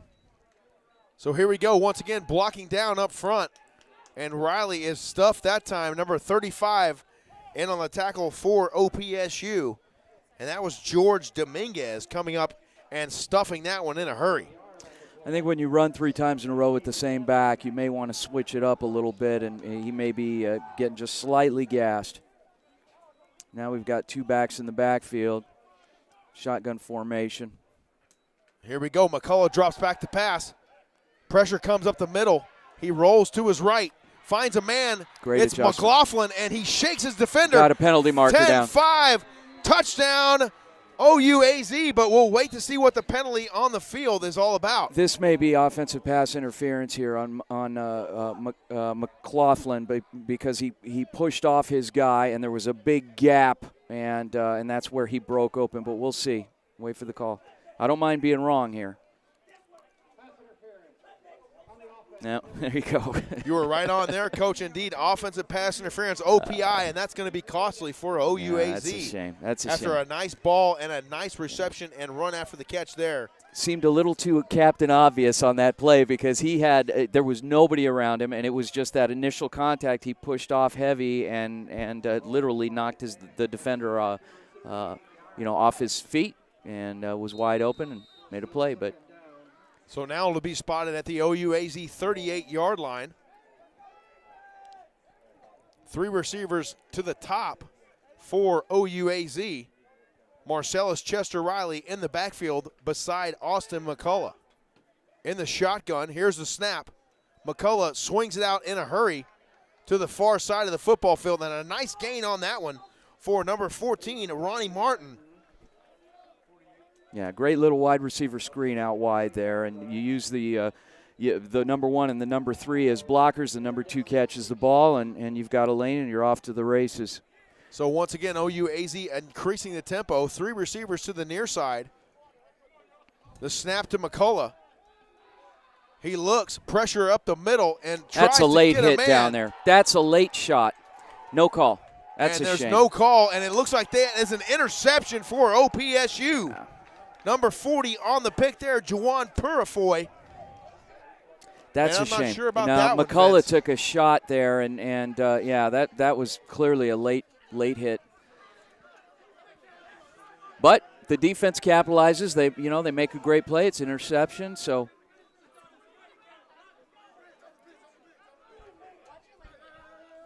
So an unfortunate turn of events here for OUAZ. Ball was out of his hands when he got hit. And he did take a shot indeed on that play. An interception nonetheless for OPSU, and OUAZ will be on defense here. 1st and 10, Ramon in at quarterback. He swings it out to the far side of the football field. That's number 1, Miguel Hudson on the reception there for OPSU. So now the Aggies increasing their tempo and trying to get something going here on offense. The snap and the give up the middle. And once again, that's number 32, R.J. Stevens, on the tote for the Aggies. Nice little backside zone there. You had the wing on the offside blocking down, and the momentum gets a nice little lane for that runner. Stevens once again up the middle. He is stuffed there as he crosses the line of scrimmage. Number 44, Rylan Kanapuo.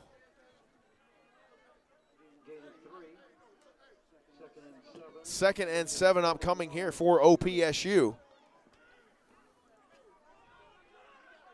Brandon Ramon remains in at quarterback.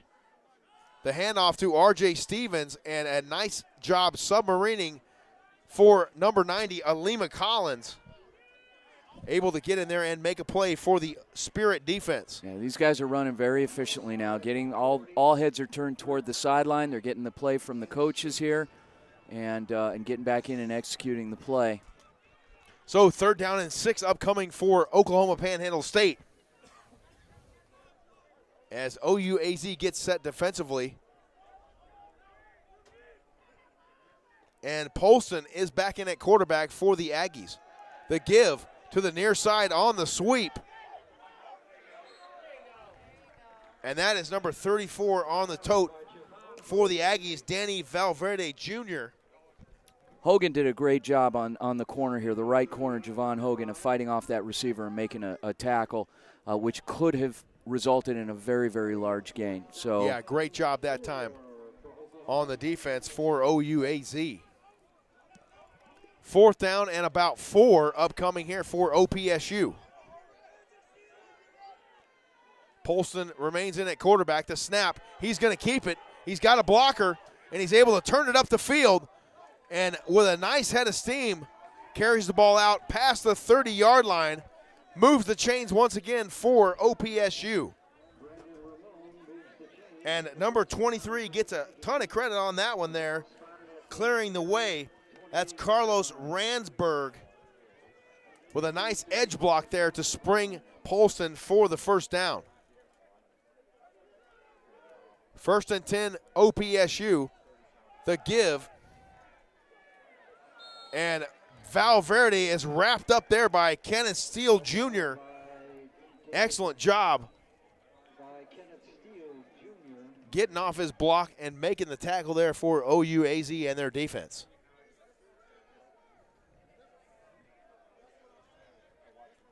Second and 11 for the Aggies.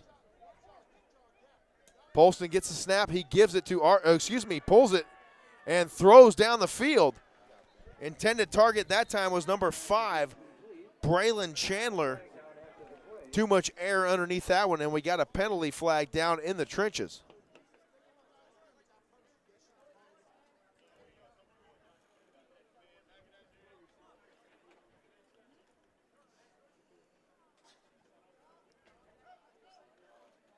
Ineligible receiver downfield, number 79. Yeah, it was a boot play, simple boot play, but those linemen have to recognize, and most offensive linemen are taught to recognize, you can take one step beyond the line of scrimmage, and that's it. You've got about a 1.5 yard box to work around before you're considered a receiver downfield. So even on a boot play, you've got to stay close to the line of scrimmage. So a costly penalty there for OPSU. 2nd down and long upcoming for the Aggies. The snap to Polston. He surveys the field, and he's under pressure, and he's brought down there by the OUAZ defense. That's number 45 in pursuit. Christian Vivile, the outside linebacker for the Spirit, and a nice job knifing through on that one, Vince. I tell you what, give credit where credit's due. Obviously, great play by the defense, but that Polston has no fear whatsoever. He is wrapped up on his lower body, and he's still looking for receivers and not wanting to go down. There's a point where you just got to go down. Yeah, he's a tough kid. Ramon back in at quarterback. He wants to swing it out, has to bring it back to the middle of the field. And he completes the ball that time. Number 4 on the reception, Nick West for OPSU. As West hobbles off the field. Yeah. And they can ill afford any more injuries, according to Coach Gaskamp. 4th down and 12. And what will they do here? Up 35-21 on OUAZ. Do you take a shot here, Vince? I'd say you bring in the field goal unit, and you're looking at a 47-yard field goal, but they're going for it. And they are going for it. Ramon in at quarterback. A wingback comes in motion. And a penalty marker. A procedure penalty looks to be assessed to OPSU. We'll double check that.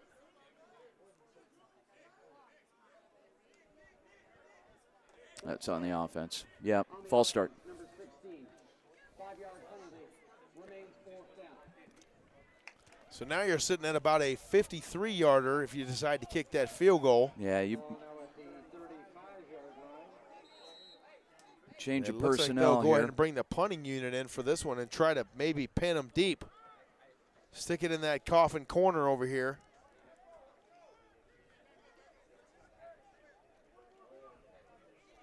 Back semi-deep, if you will, is Shamar Moreland for OUAZ.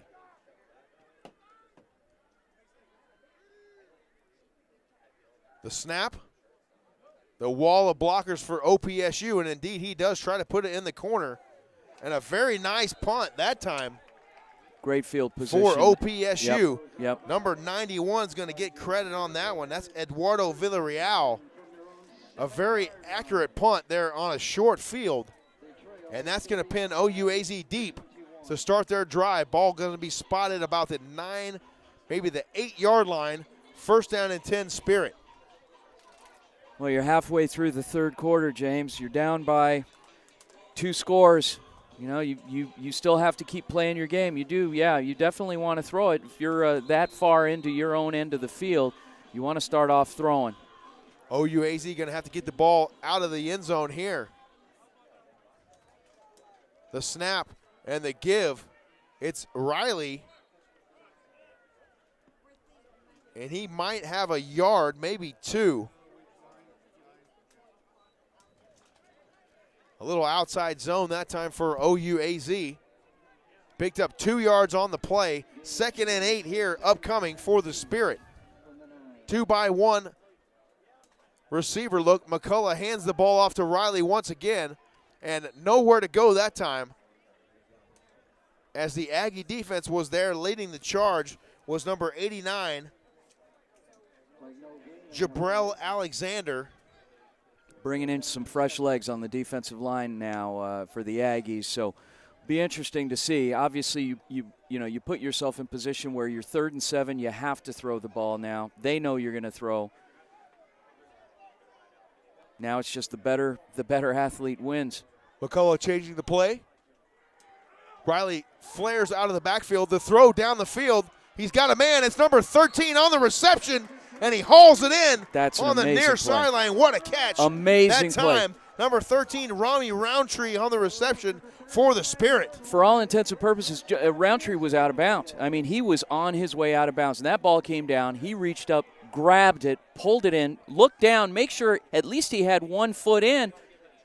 He did all that on a catch while he had a defender right in front of his in his face. Outstanding effort that time from Roundtree, able to convert that first down for OUAZ. McCullough tries to swing it out to his waiting receiver, number 14, Ronnie Martin, but it falls short and incomplete. 2nd and 10 upcoming here for the Spirit. Riley remains in the backfield. Out to the side of McCullough. The snap. McCullough rolls out to his left, finds a man down the field, and it's complete. Number 11 on the reception, Ray Springer, getting into the action here for OUAZ, and they are rolling here, Vince. Yeah, little Springer here. He's 5'9", but he's playing like he's 6'9", and that's a money play right there. You run out, you sprint out as a quarterback, and you hit that corner route. That's money every time. You Great got play no there way to from defend Austin it. McCullough. The snap, the handoff to Riley, and he surges towards the line of scrimmage. Might have picked up 3 on that one. And number 99 trots off gingerly. That's Justin Slaughter for OPSU. So 2nd and 7 upcoming for Ottawa. Interesting name for a defensive lineman, isn't it? Slaughter? Yes, I like it is. That. Yeah, it's great. McCullough in the shotgun. Riley flared out to his side. The snap, the pass to Riley on the near side. He cuts it back inside. Little and flash makes a and move. dash. He's going 10, 5, touchdown, Spirit! What a great play. Marcellus Chester Riley on the pass from Austin McCullough. How about that one, Vince? We got to nickname him Flash and Dash. That's his new nickname because he clearly, you saw him open field, and he was still juking and spinning on his way into the end zone. That was a great play after the catch. Run after catch, phenomenal. Outstanding job. Yep. He caught that ball outside the numbers, took it back to the inside, spin around a couple times, and get it into pay dirt. Touchdown OUAZ. They draw to within 7 here with 3:01 remaining in the third quarter. OPSU on top of OUAZ 35-28. We'll step aside and come right back on the NAIA Network.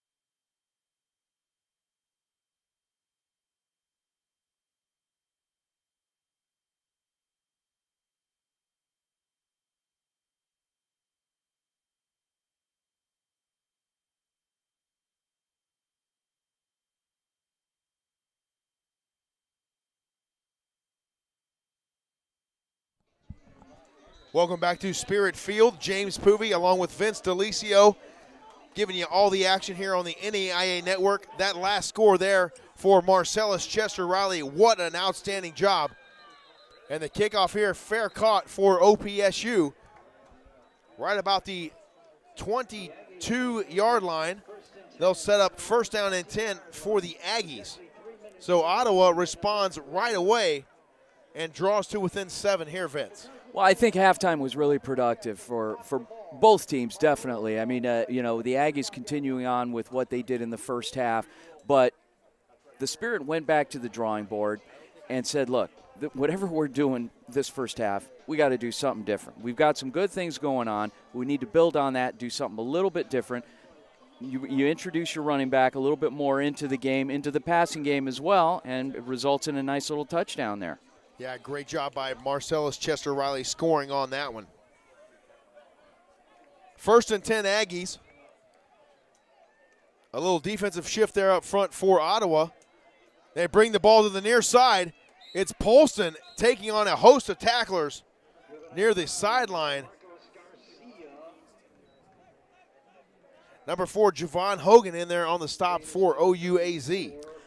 I say, if the Aggies can hold on and win this game, I say you got to give a game ball, or player of the game has to go to Polston, clearly, for what he's done and for the courage that he's shown and the leadership that he's shown. Now, on the flip side, McCullough's held his own pretty well, but you've got a committee of guys that can compete for that award for the Spirit, such as number 9 right there in the secondary for the Spirit, making that play. Wow, what a great job on that one. That was Deshaun Holcomb coming up and literally tattooing the ball carrier after that screen pass out there to number 23 for OPSU, Carlos Ransborg. So 3rd and 2 upcoming here for OPSU. Need to get that OUAZ crowd on their feet and get them up for this critical 3rd down here. The crowd is coming alive, Vince. And the ball is kept in the middle, and he shakes it free somehow, gets to the outside and picks up the 1st down. What an impressive bit of running that time for OPSU. That was Polston again. Yeah, impressive indeed. He dragged 3 defenders with him on his way down. He would not go down.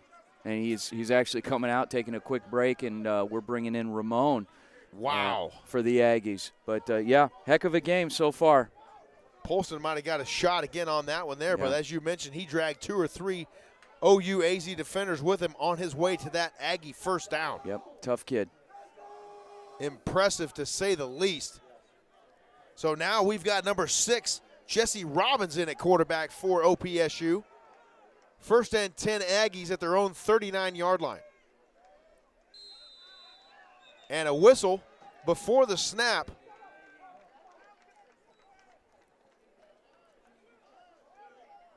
And delay game penalty, yep. Delay game on OPSU. That'll back them up 5 yards. They need to take their time. They don't need to take that much time, but exactly. they're those guys up front, those big fellas up front, getting a little tired and need to take a little longer bringing those plays in. So here we go, 1st and 15 now for the Aggies. The snap to Robbins. He zone read, he gives it. That's 23 on the carry there for OPSU, Carlos Ransball. And number 90 in there for OUAZ making the stop. That's Alejon Tamplin. And we have an injured OUAZ player down on the field. Outside linebacker, 95, Alima Collins, also has been wreaking havoc all night. He's playing that edge, and anytime you have an offensive tackle that steps down, a good outside linebacker will close the gap, step down with him, and just read the quarterback. And Collins has been in the backfield literally most of the evening, so he's done a great job. Yeah, he has. He's done a great job here, and he's contributed in both games, or all 3 games so far for OUAZ. 44, Rylan Capuno down on that play for OUAZ, but able to get up and get off the field under his own power.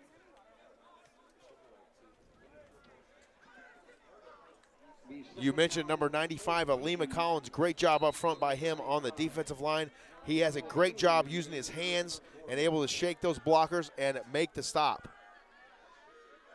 2nd and about 14 for OPSU. They shovel it, and right there is waiting the OUAZ defensive line, and there he is, number 95, Alima Collins. Yep, in again. Plugging it up there for the Spirit and forcing a 3rd and long upcoming here for the Aggies. It was that tight end shovel pass again, except he did not secure the ball. I'm surprised that that he was able to hold on to it. Nice job there with ball security. So here we go. The stands are rumbling on the far side of the field. 3rd and long for OPSU. Here comes the pressure. The sprint out. He completes the ball to the near side, and he is clotheslined there by number 23 for OUAZ, Blake Miller. Now again, that could have been a penalty, but I'd say the officials owed us one. So they didn't call it. Now, yeah, we could say we're even. Wow. So they force the 4th down for OPSU, and a nice defensive stand there for OUAZ. Yep. They got to feel good about that one. That's quarter. That's the end of the 3rd quarter from Spirit Field in Surprise. Our score, OPSU leads OUAZ 35-28, but the momentum is beginning to swing here as we approach the last quarter of action from Surprise. We'll step aside and be right back with you on the NAIA Network.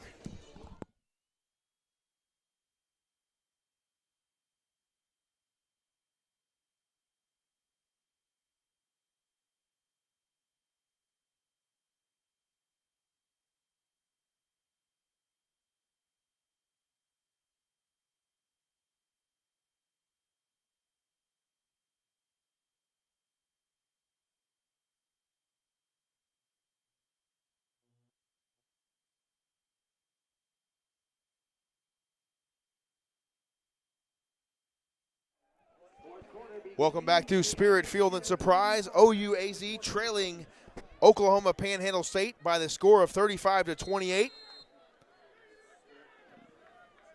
OPSU will punt it here, back deep for OUAZ, number 33, Shamar Moreland.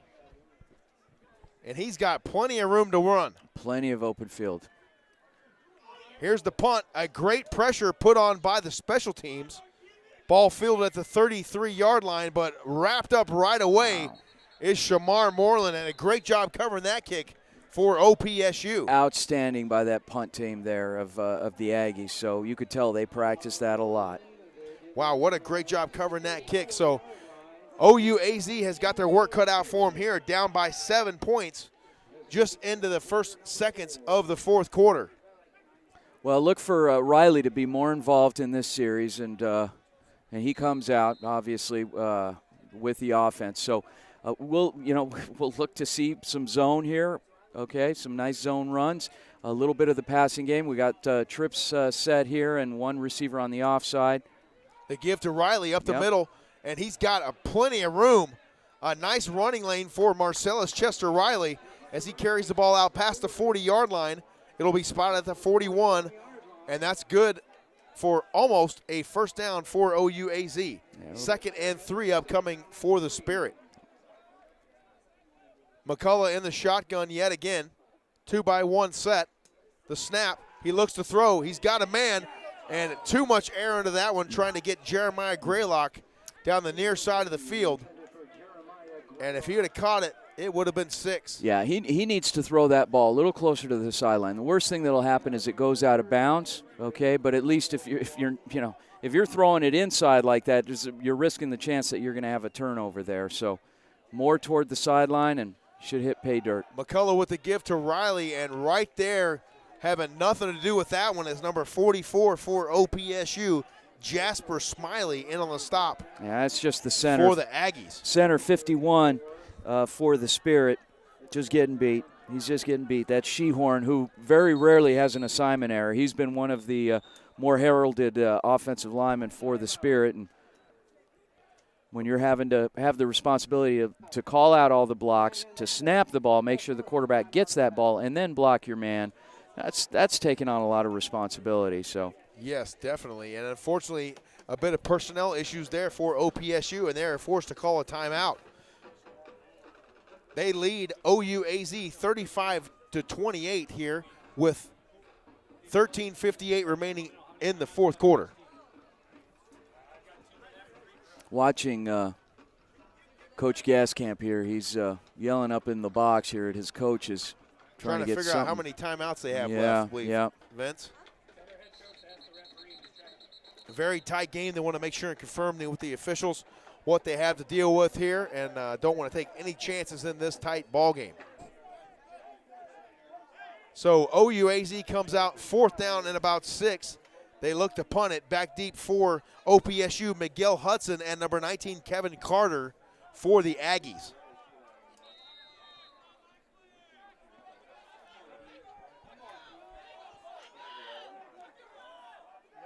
We await the snap. Here it is.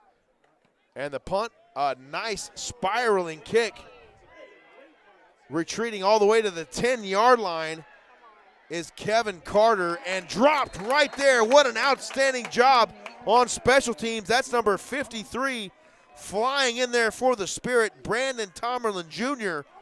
What a great job of covering that one. That was a lot of hang time. That was a beautiful punt. Very well covered. So starting their drive at the 14-yard line will be OPSU. They are on top 35-28 here with 13:45 remaining in the ball game.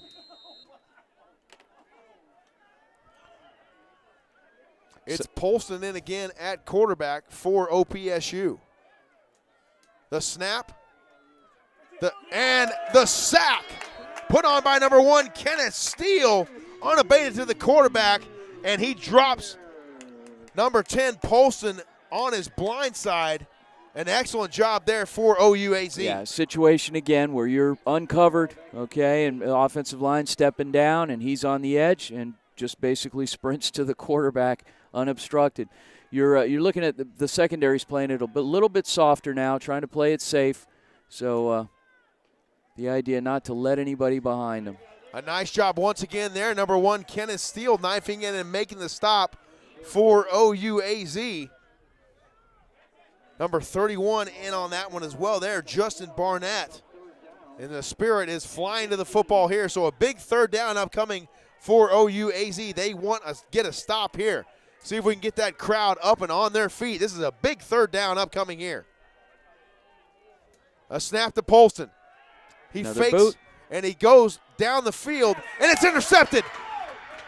Intercepted by number 24, Aaron Mullins, for OUAZ. Penalty marker down. A penalty on the field, on, and it guys. looks like it's going to be a little bit of jawing. Celebrating, excessive. Great play, you know, and that's frustrating because you work hard, you make a great play, you want to be able to celebrate, but Mr. Mullins, you get the interception, take that ball, hand it to the referee. Don't throw it, 50 yards up into the air. Result of the play is an interception. After the play, unsportsmanlike. Yeah, unsportsmanlike. Hand it to the ref. Act like you've been there before. That's the idea. Yeah, you got to. You got to keep your composure, especially with a game-changing play like that. You want to make the most of it. And luckily for OUAZ, they were able to come up with the interception, but the dead ball foul will put it at the 42-yard line, and that's where they'll start their drive in Aggie territory. Interesting, Shamar Moreland out on the field now. Get him involved a little bit in the offense. Yes, very nice to see. So McCullough, Moreland flares out of the backfield. McCullough looks to throw. He's got a man. It's McLaughlin, and the ball is intercepted. No, and now they rule it as an incomplete pass. Yeah, that ball hit the ground, but Chernak looked really, really close. Wow, that was really close. Yep. McLaughlin made a nice effort trying to go up and get that one, but bounced out of his hands and nearly caromed into the OPSU arms for an interception. Officials are having a discussion about it now. Well, rest assured, if Coach Gaskamp had a red challenge flag, it would be on the field right now. Yeah, that one hit the ground. That was very, very close.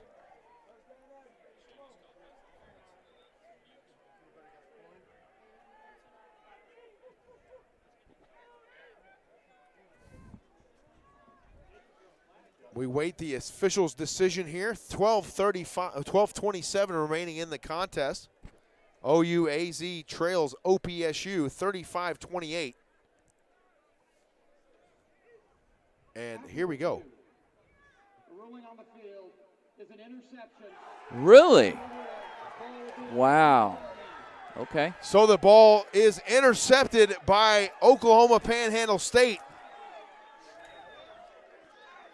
as OUAZ goes to the air and takes a shot, trying to make something happen to number 2, Brandon McLaughlin on the far side of the field. Unfortunately, the best thing that Coach Gaskamp can do right now is get his team, get his offense out there, get them to snap the ball as soon as possible before something changes. Before somebody changes their mind. Exactly right. I tend to question that, but then again, what do we know, huh?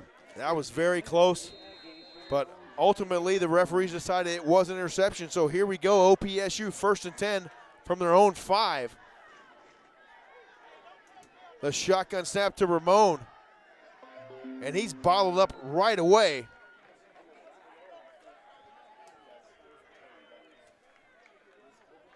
And that was number 44 in there for OUAZ, Rylan Kanayapio. Yeah, Rylan's playing that nickel position out there. He's a hybrid linebacker safety. He's got some good wheels on him, and, you know, you have to if you're going to be playing against a receiver. 32 on the carry. That's R.J. Stevens for OPSU. Takes it off tackle. A nice pickup there, but it's going to be 3rd and short upcoming for the Aggies. 3rd and 3 to be exact. 11:39 and counting here in the contest from Spirit Field. Ramon still in at quarterback. The shotgun snap, he surveys the field, nothing Giving available. Him way too He's long. under pressure. Here comes the rush from OUAZ. He flings it out and somehow completes the ball. Amazing. Somehow is able to find a receiver. That's number 80. He connects with Cooper Savage. And boy, he just flipped that thing underhand, and I thought interception special. Well, not only that, he was given literally, I mean, I could have sat here and set my watch to the amount of time that he had to scramble around back there. These, you know, this front, I mean, they're playing their hearts out, but at the same time, you know, you got to come up if you're going to put pressure. You got to get the pressure on. They do indeed, and a penalty there on OPSU. That'll back them up 5 yards. So it'll be 3rd and 10 upcoming for the Aggies.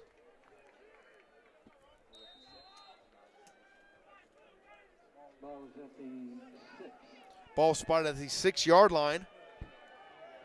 3rd and long here upcoming for OPSU. Split backs. He fakes it, throws it out to the left-hand side. It's nearly intercepted there by number 4 for OUAZ, Javon Hogan.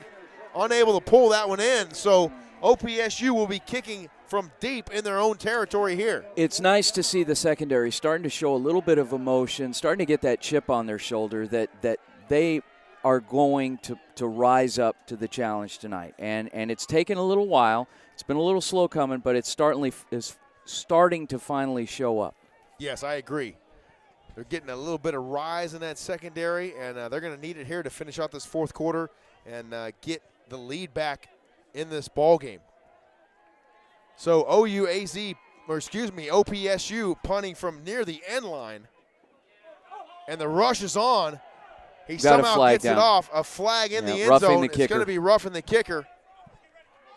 And Shamar Moreland was the return man for OUAZ. And unfortunately, another miscue for the Spirit.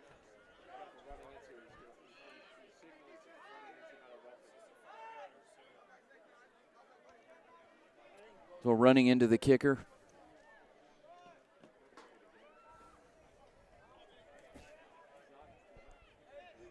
Running into the kicker on the receiving team. That penalty is declined. 1st in. So the penalty is declined running into the kicker. That would be a 5-yard variety penalty. So it's declined by OPSU. And so OUAZ will take over from the Aggie 41-yard line, trailing 35-28, 10:54 remaining here in the 4th quarter. They dodged a bullet on that one. I thought it was I thought it was roughing the kicker. I really did, especially watching that punter come off the field. But dodged a bullet, so we'll see what they can do here. 1st and 10, OUAZ. McCullough with the handoff. It's Shamar Moreland. running off tackle with a great head of steam, and he's doing it out near the 20-yard line. What a great run there for Moreland. Good to see him getting involved in the offense. Yeah, not a minute too late either. He's doing a great job. Moving the chains for the Spirit is Shamar Moreland. McCullough lines him up once again. They give it to Moreland, and he tries to find a crease, and he's belted as he crosses the original line of scrimmage there. I believe that was number 62 running that play down from behind, Tristan Inman for the Aggies. 2nd and 9 upcoming here for OUAZ. As mobile as McCullough is, I'd say what will work and what has worked is the sprint out. You run a little flood with the 3 receivers to this one side here. And, of course, we go back to the run. Going back to the run, and number 73 for OUAZ got his leg rolled up on there. That's very uncomfortable. And he is down. A small gain there on the play for Moreland. But more concerning right now is the injured man on the field. That's number 73, Tofiga Liaga for the Spirit. And it looks like he's able to bounce right up. That's a great sign. See him get right up under his own power. Although he is looking very hobbled. That is a lot of mass there. That's a big fella. Tofiga Liaga coming off the field. So 3rd and long upcoming here for OUAZ after the injury timeout. They trail OPSU 35-28. 9:57 remaining in the 4th quarter. Moreland still in the game. Trips to the near side. Moreland in the backfield with McCullough, who's in the shotgun. McLaughlin is at the top of your screen. The shotgun snap. The quick hitter to Moreland. He tries to find some running room off the outside, and he is gang tackled there by a host of Aggie defenders, led by number 90, Braden Price. Okay, so we're in 4th down now. 4th and 7. Unfortunately, I mean, in this situation, you got to look to throw the ball. You have to throw the ball. But you've got 3 receivers on one side. You got your money guy up in the top there. What do? McCullough back to pass. He tries to find a man. He comes over to McLaughlin on the far side. You throw it to the money guy. That's it. And they rule it to be out of bounds. What a great job that time by McLaughlin, knowing exactly where he needed to be on the field, getting there, but unable to haul it in for the Spirit. And the referees will talk that one over very briefly.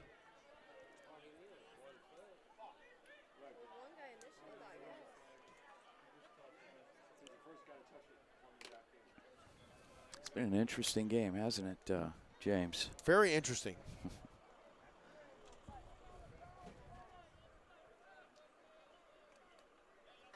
And you mentioned a nice crowd out here, Vince. The stands are basically full. A lot of people standing on the fence line as well.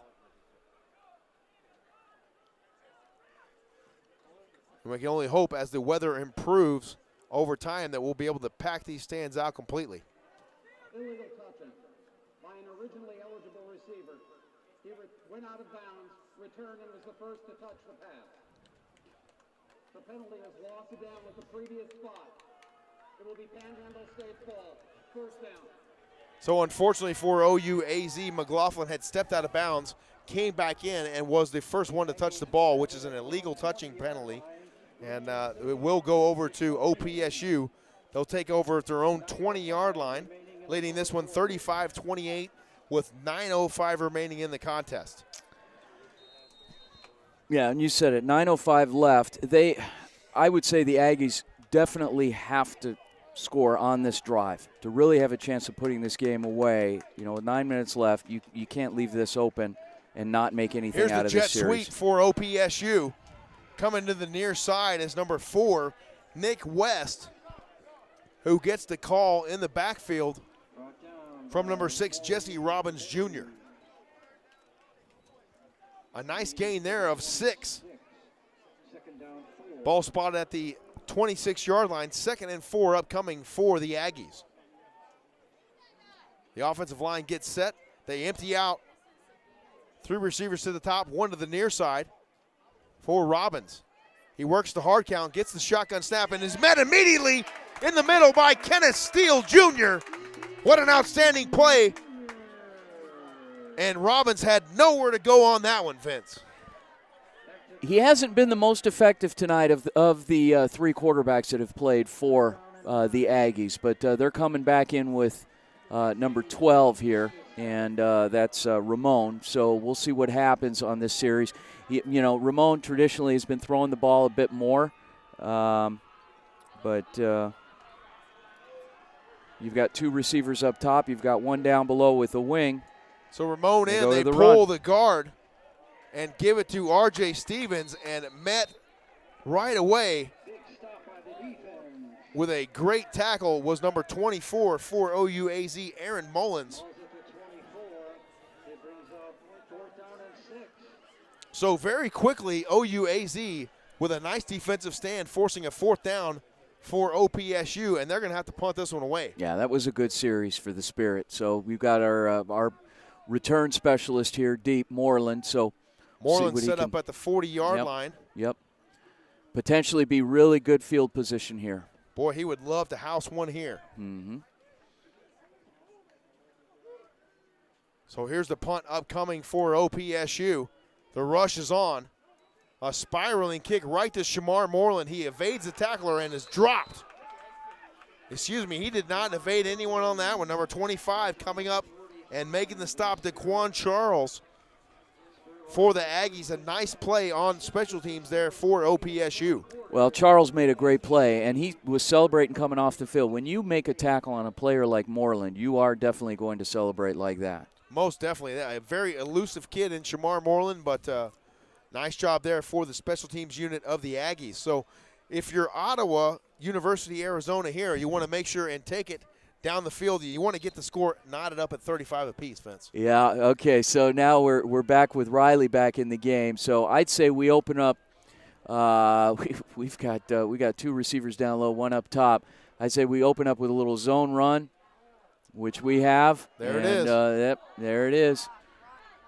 And he wants to bounce that one to the flash outside. and Does dash. a nice job So getting it to the edge, does Marcellus Chester Riley. now you're about 4 yards shy of the first down. Do you throw here? Do you run again?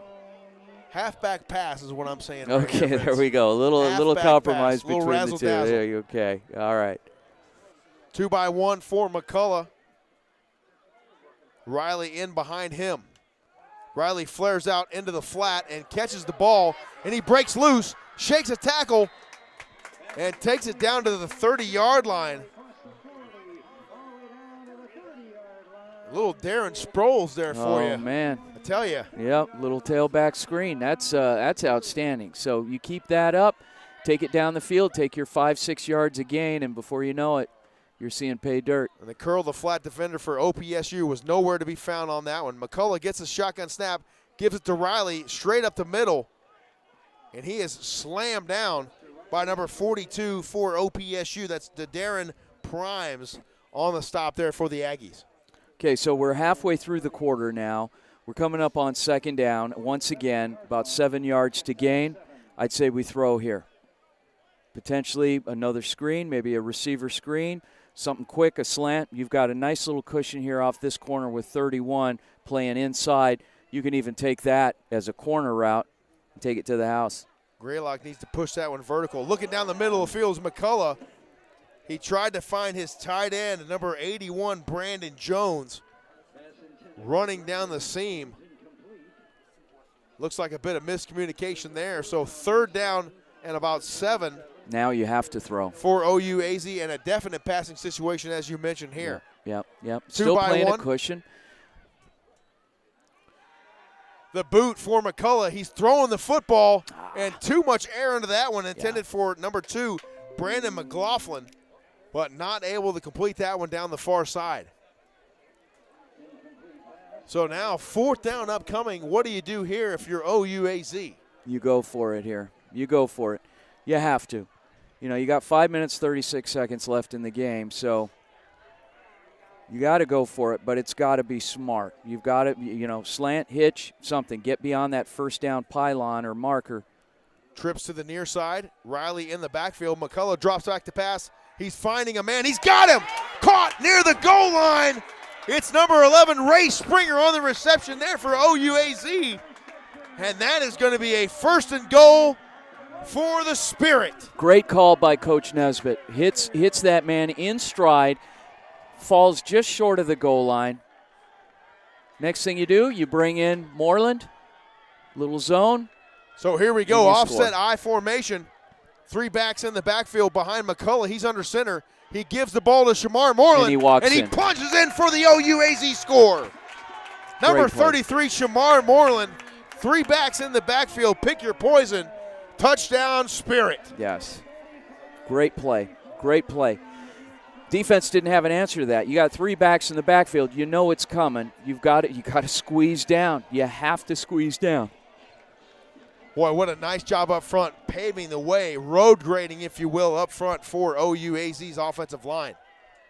The snap, the hold, the kick is up, and we are tied at 35 apiece with 5:15 remaining in the 4th quarter from Spirit Field in Surprise, Arizona. Don't go anywhere.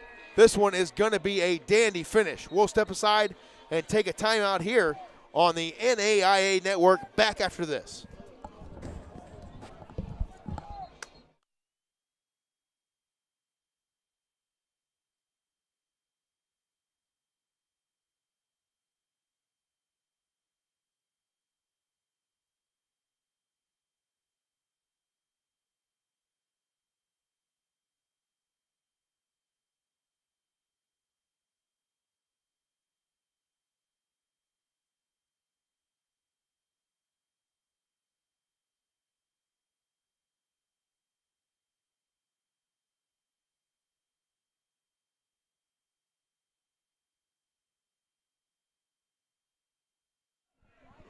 Welcome back to Spirit Field here in Surprise, Arizona. High atop the press box of James Poovey, along with my broadcast partner, Vince Delisio. We got a dandy here, 35 apiece. OUAZ and Oklahoma Panhandle State. Ball is fair caught at the 30-yard line, and that's where the Aggies will begin their drive.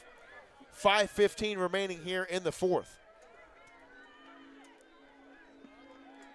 The defense has picked it up here in the second half for OUAZ, Vince. They have. This will be a very interesting series because you got to go with Polston. Polston's the guy. That's who's running out to lead the team. And if there's one guy that can win this game, and look who's getting him up on the sideline, Coach Mike Nesbitt, getting him ready to go, getting that crowd up and on their feet. This is a big defensive stand upcoming here for OUAZ. 1st and 10 for OPSU. From their own 30. The snap. Zone read, the keeper. The keeper, and it's Polston taking the ball out near the first down marker. Stopped by number 9, Deshaun Holcomb for OUAZ. 2nd and 2 here for OPSU. If you're Ottawa's defense, you want to slow it down here. Well, you want to slow it down, definitely. You want to start to crowd the line of scrimmage, especially with a guy like Polston. The give to R.J. Stevens. He's got a big head of steam, and he takes the ball out over the midfield stripe and across the 40-yard line before he's accosted there by number 44, Rylan Canapio for OUAZ. Well, and the point that I was getting ready to make is the fact that when you have a guy like Polston in there, you got to squeeze the line of scrimmage. You have to crowd it. You got to get that front down, not give him any room to run, because a guy with the swagger that he's got, the chip on his shoulder, he's more apt to try and take that ball himself and run. And you need to take that option away. 1st and 10, OPSU. The handoff to Stevens. He shakes a tackler, gets to the edge, and nearly gets another first down. I believe that was number 22 on the stop there for OUAZ, Marcos Garcia. But not before the Aggies gain about 6. Make it 5 yards. 2nd and 5 upcoming as R.J. Stevens comes off a little ginger. 2nd and 5. A man in motion for Polston. They hand it off, and right there is number 44 for OUAZ, making a great stop and clogging up the middle for the defense. Big 3rd down here. Yeah, definitely. 3rd and 4. Don't let anybody get behind you.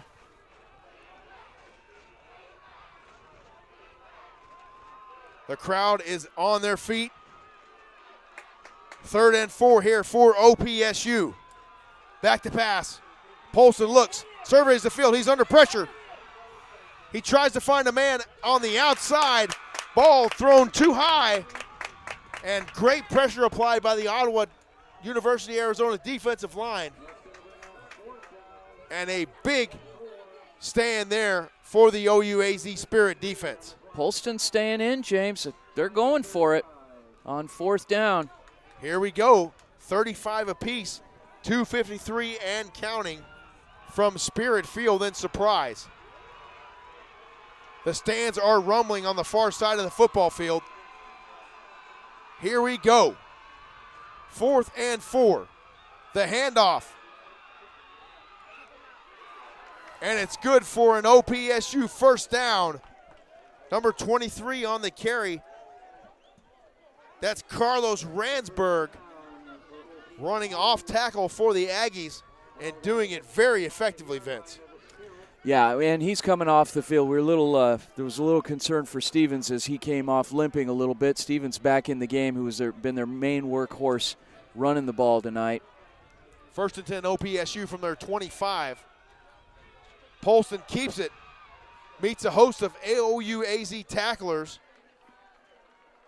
and picks up about 2 yards for the Aggies. Ball spotted at the 28-yard line, 2nd and 8 upcoming for OPSU. Can't afford to give anything else up here. We're at that point in the game. We're under 2 minutes now, and could we be slowly looking at getting some into the red overtime zone here, Vince? Well, potentially. I just, yeah. Defense needs to shore it up. 2nd and 8. The zone read, they give it. Off left tackle, he cuts it back inside and is near the 1st down marker. He's got it. Move Number the 9, sticks. Deshaun Holcomb on the stop there for the Spirit. 1st and 10 from the OUAZ 15 for Oklahoma Panhandle State. Yeah, Polston staying in the game. You got 2 backs in the backfield. I think it's pretty clear what's going to happen here. A little more zone. There it is. The handoff, and he squirts up the middle. Once again, Deshaun Holcomb on the stop for OUAZ, but not before the Aggies pick up another nice chunk of yardage.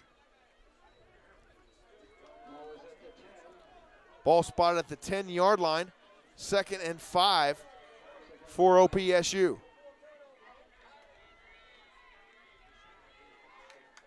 Changing the play at the line of scrimmage is Polston. 45 seconds left, James. 14 seconds on the play clock. The snap, the give, and they string it outside. And trying to keep contained is the OUAZ defense. But right now the Aggies are forcing the issue. Kenneth Steele, the outside linebacker, came from the line of scrimmage, ran that player down, and forced him out of bounds before he had the 1st down there. That was an amazing play by Steele. Steele's made plays all night. Here's the snap. Polston with the keeper. And the ball's out. It's still loose on the field. Officials whistled But the it dead. whistles are showing that it's dead right about the 3-yard line.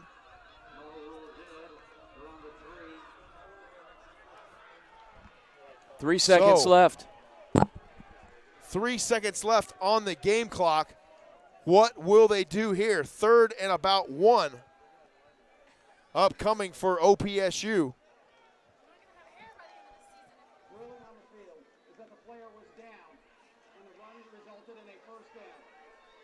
First down. 1st down for OPSU.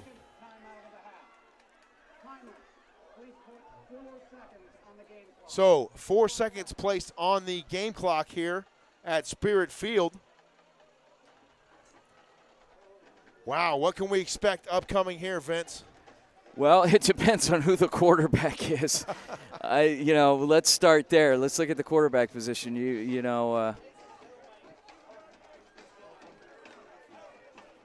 Who is the quarterback? I'm looking around for him. Now we have Nola Quintanilla coming in. Looks like they're going to try to kick a field goal here and end this thing. I guess that was, that was plan B. So, you have. So here we go. The field goal attempt is on for OPSU. You got they're a 20-yard field goal. Thing with 4 seconds on the clock. A 20-yard attempt upcoming for the Aggies. And, of course, OUAZ will call a timeout here.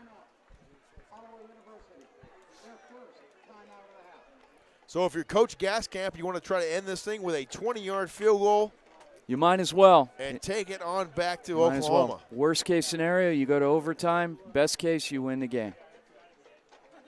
What a contest here from Spirit Field tonight after a sluggish start in the first quarter by both teams. The second half has been a dandy.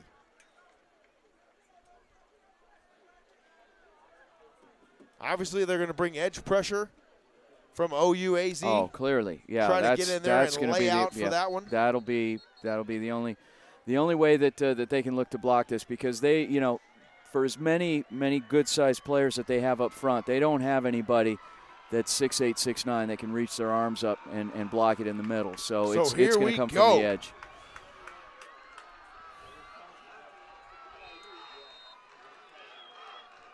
The field goal attempt is on for OPSU. Look for pressure coming from OUAZ.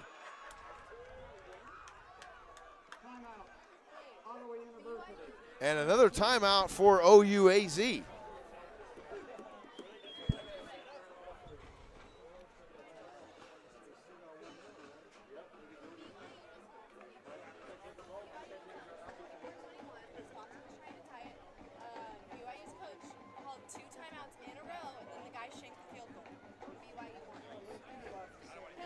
Trying to ice the kicker here is Coach Mike Nesbitt.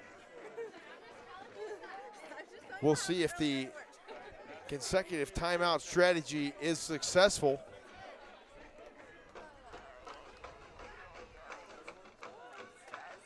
Here we go.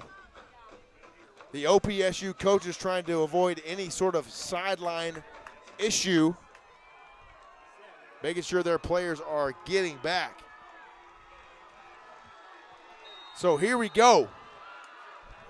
4 seconds on the game clock. The play clock has been wound. 20 seconds and counting.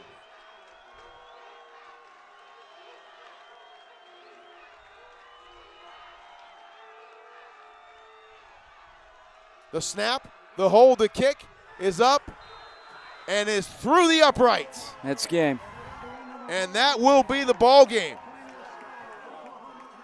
So Oklahoma Panhandle State ends this one on a 20-yard field goal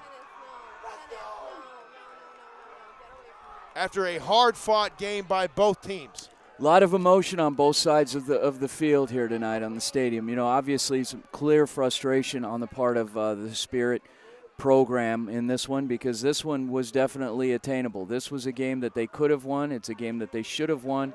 But unfortunately, there can only be one winner. There's no participation trophy in football. Either you win or you don't. And tonight it went the other way. And credit Coach Gaskamp and staff for putting together a great game plan, coming out, never giving up, making the adjustments necessary at halftime.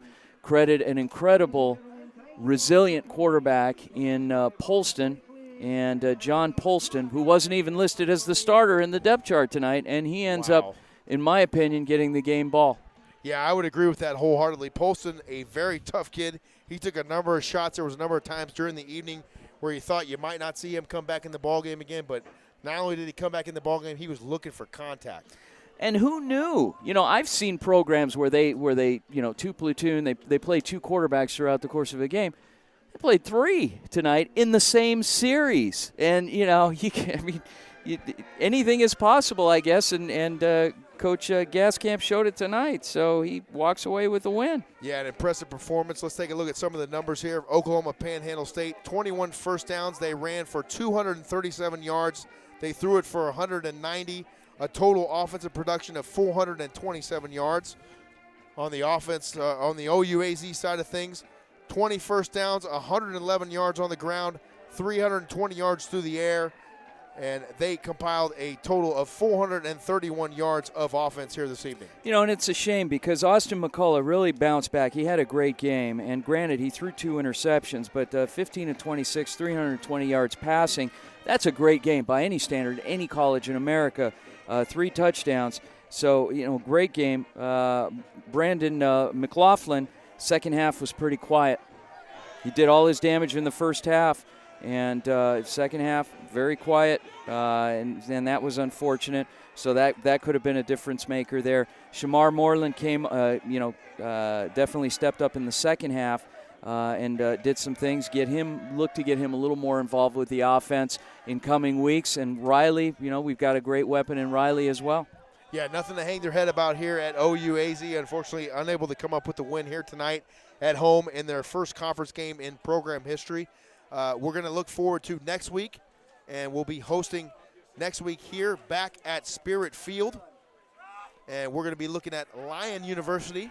And they're out of Oklahoma. Yes, definitely. So you can't take any breaks here in this league, in this Sooner Athletic Conference. You've got some great teams that are showing up, and it should make for another great game next week. We look for, hopefully the coaches go back, they watch the film, grade the players, and they go out and they correct whatever they need to correct, and they build on what they did well, and we'll see a lot of good things next week. Yeah, it should be a great one. For my broadcast partner, Vince DeLisio, my name is James Poovey. We'd like to thank our production staff here this evening, our producer, Hannah Papaco, and on the camera, Hayden Dirkowitz and China Stanfield. Hayden Dirkowitz. Doing a great job for us here tonight. Alex Blazer. For our athletic director, Kevin Steele, head coach Mike Nesbitt. We'll sign off here this evening from Spirit Field. Our final score, Oklahoma Panhandle State beats OUAZ 38-35. Until next Saturday night at 7 p.m., good night. Go Spirit.